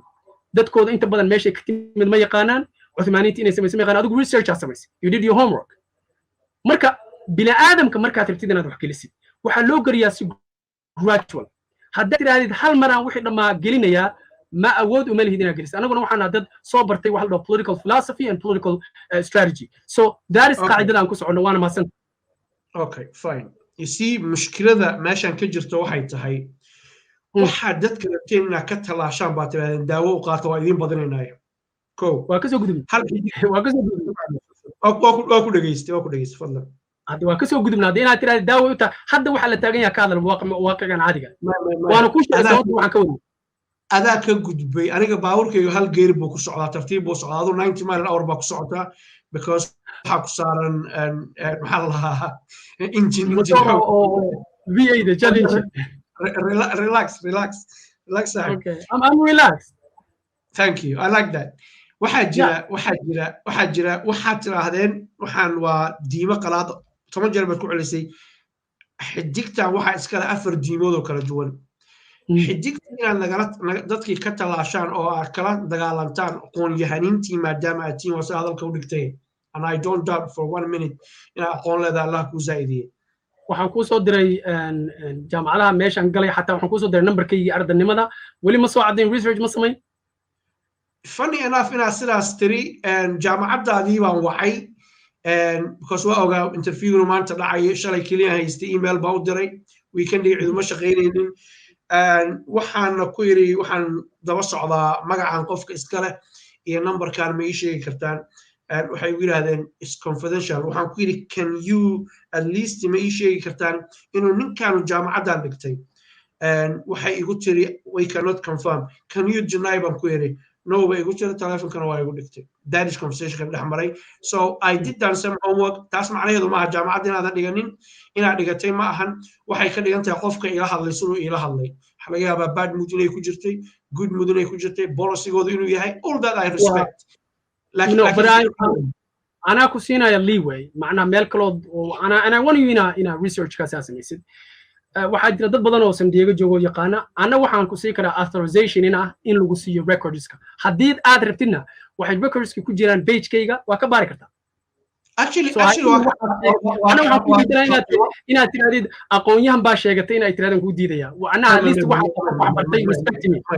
hadii aqoonyahan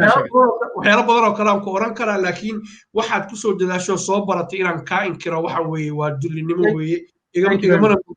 laakiin waxaan kuu sheegay aniga iyo jaamacadda waxaan soo dhex maray waxay recordkaaga weydiiday inay ii sheegaan and that is data protection policygooda all the red tapes whatever it may be forget ay xidigihii bay iga dhigan tahay xidigaha kama maarmeen marka aqoon-yahankii maraykanka iyo canada iyo kasoo bartay wax meesha la yidhaahda Spain baa dalkii dib ugu soo noqday dabadeedna hal xidig buu nagala dagaalamayo 4 diimood ay leeyihiin wuxuu noo keenay 5 xidigood marka kugu lix baad noo keentay xabad gudaha ku jirta oo la dhaho Star of Unity 5 banaanka ku jira oo taagan the 5 Somalis waa gartay marka mushkiladu halkan waxay tahay meeshii aad xidigta kala dagaalami lahaydeen waxaad noo keenteen xidiga kuwii ka badan marka diimihii oo iska batay baan u qaadanay dadku siyaabo kale u fasiri karaan waxaadna hadalkaaga ku jiray inaad tiri political philosophy aan bartay waxaan doonaynay dadka inaanan drastic change ku samaynin tartiib aan u bedelno walwalka lagaa qabo waxa ay tahay inaad ujeedo kale iyo diimo kale iyo dhaqamo kale iyo afkaar ummad kale aad fulinaysid ayay u tahay dadkan Soomaaliyeedna aad doonaysid waxaad kaga kaluumaysatid oo kusoo dhawaysid maxaad arrintaa ka oranaysaa thank you very much runtii waxaad moodaa mahmahda jirta luqadda Spanish ko tirada no hay más ciego a quien no quiere ver y no hay más sordo a quien no quiero oír qofna kama dhagala ama dhagoola kama qofka rabin wax maqlo qofna kama indhala qofka rabin wax macnaha taasan ka wada waxay tahay su'aasha aadi weydiisay waxaan ka jawaabaa 100 mar haddana waa kugu celinaya annaga waxaan leenahay philosophy iyo qaacido waxa noo qoran waa wax banaanka yaala qofkii nagu raacaya iyo qofkii nagu diidaya dadkii Soomaaliyeed waa nagu raacin waa na soo dhaweeyay haddii aan nahay dad khaa'imiin ah oo la soo dirsaday ma dhahneen dastuurka islaamka rabnaa kitaabka jaamaca lagu xukumo qof la soo dirsaday kama suurta gasho in uu yiraahdo diinta islaamka ayaan rabaa qaacidada islaamka ama kitaabka jaamaca ahana lagu maamulo waxay beeninaysaa taasi qof kasta oo aamina ama ku yiraahda asagoo caadifad kale ay hayso yiraahda nimankan banaanka laga soo dirsaday waa sidaas nin marka arintaas suurtagal ma waxaan rabnaa annaga waxaan aaminsanahay waxaan u taaganahay waxaan u ololeynaynaa kitaabka jaamaca inuu noqdo dastuurka Soomaaliya waa gartay dabcan su'aashaydii waxay ahayd hal xidig baa nagala dagaalamayseen 6 baad noo keentay xidigtuna shaydaan baa caabudo oo diimo qalaad baa iska leh 6 xidigoodna iga gudoomo aqoon-yahankii Soomaaliyeed baan ahay adeer arrintaas waa la liqi kari laayahay bal laga deji ma haystaba hade waxaan ku iri marka ma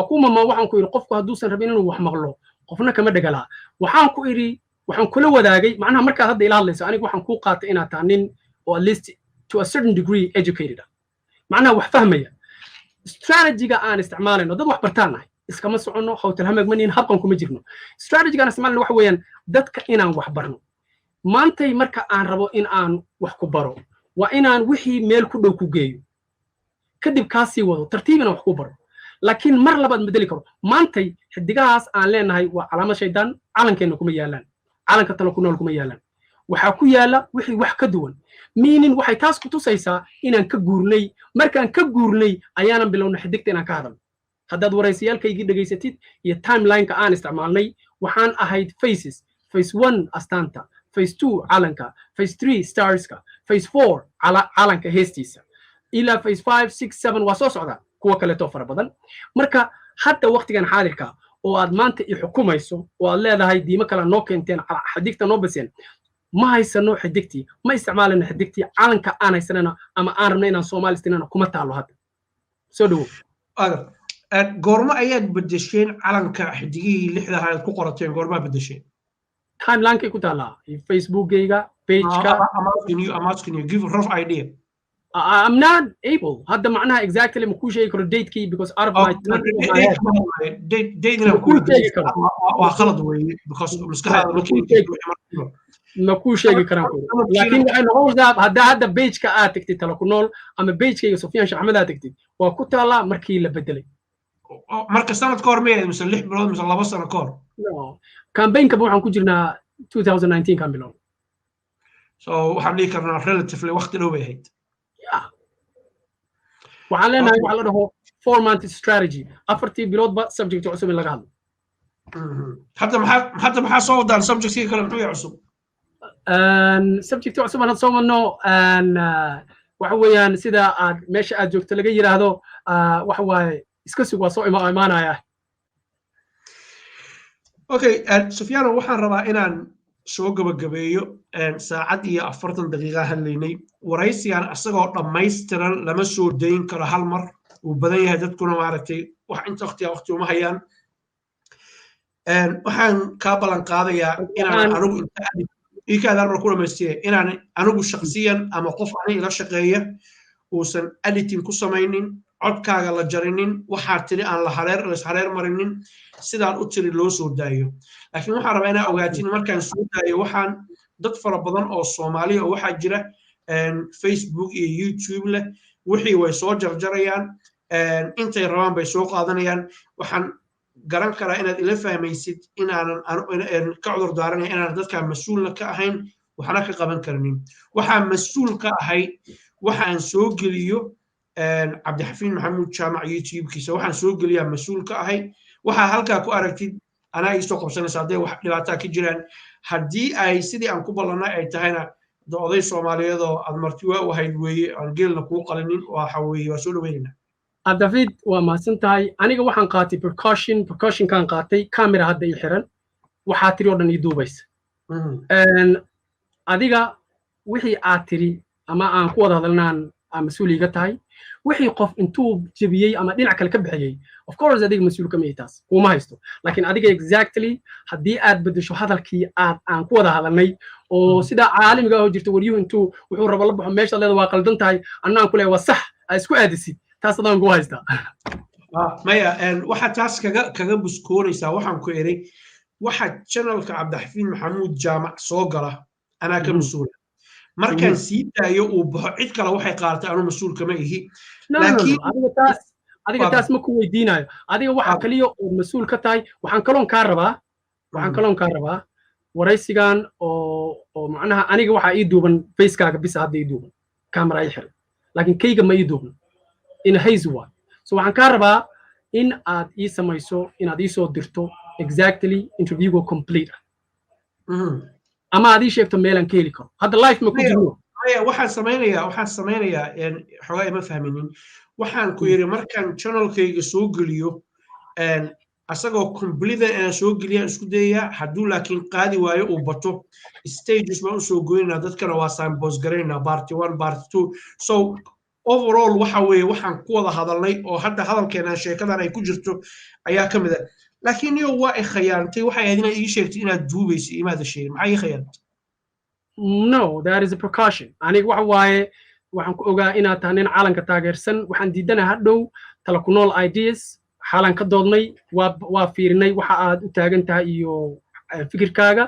adiga baaritaan kugu samaynay waxaa noo soo baxday inay macquul tahay inay caadifad jiri karto go'aankana waa qaatay waraysiga inaan ku siiyo therefore waxaan u samaynay security reasons inaadan hadhow wixii aan idhi waxaan ahayn inaadan soo bandhigin waana maasanta mar haddaadan u socontaas wax dhiba kuguma hayso laakiin xaq bay u lahaa inaad ii sheegto soo maaha ilaa anugu kuma khiyaanana balaakan waa duubay waaye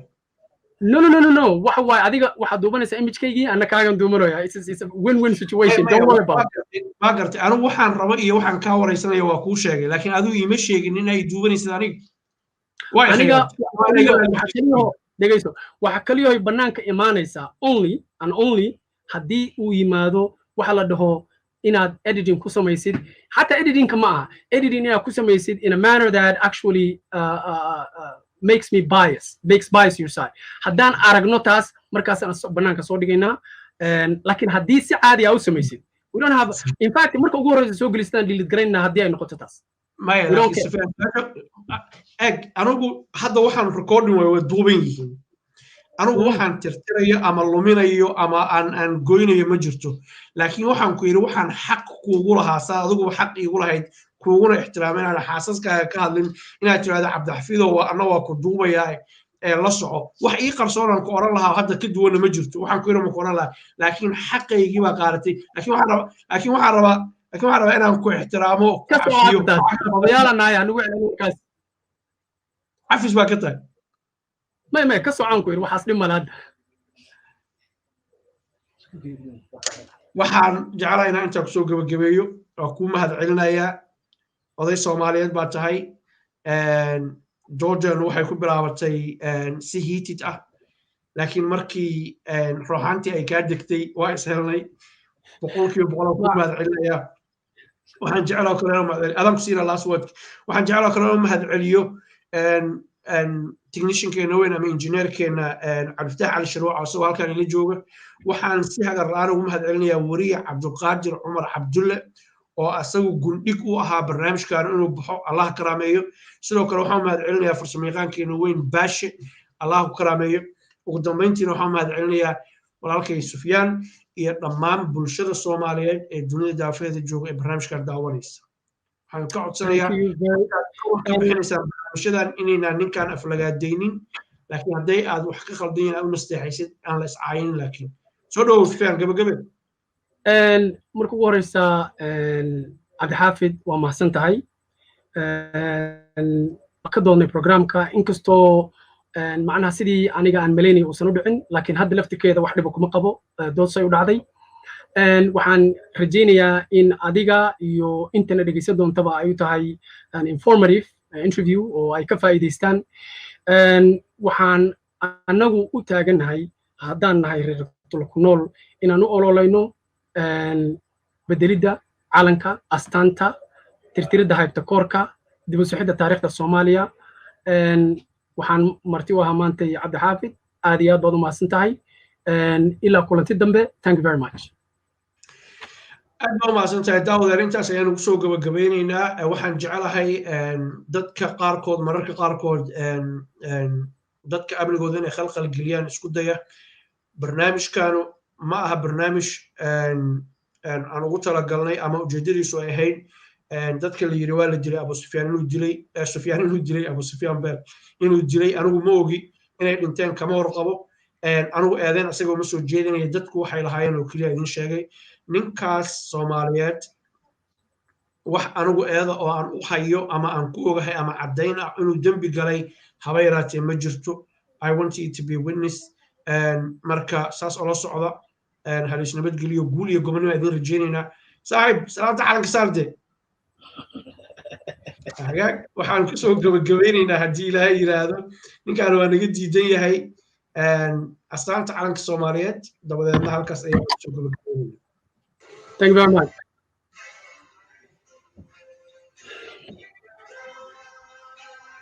يا سلامة سار سلامة هذا نو ساراي هذا نو سار سلامة هذا مو thank you very much thank you my brother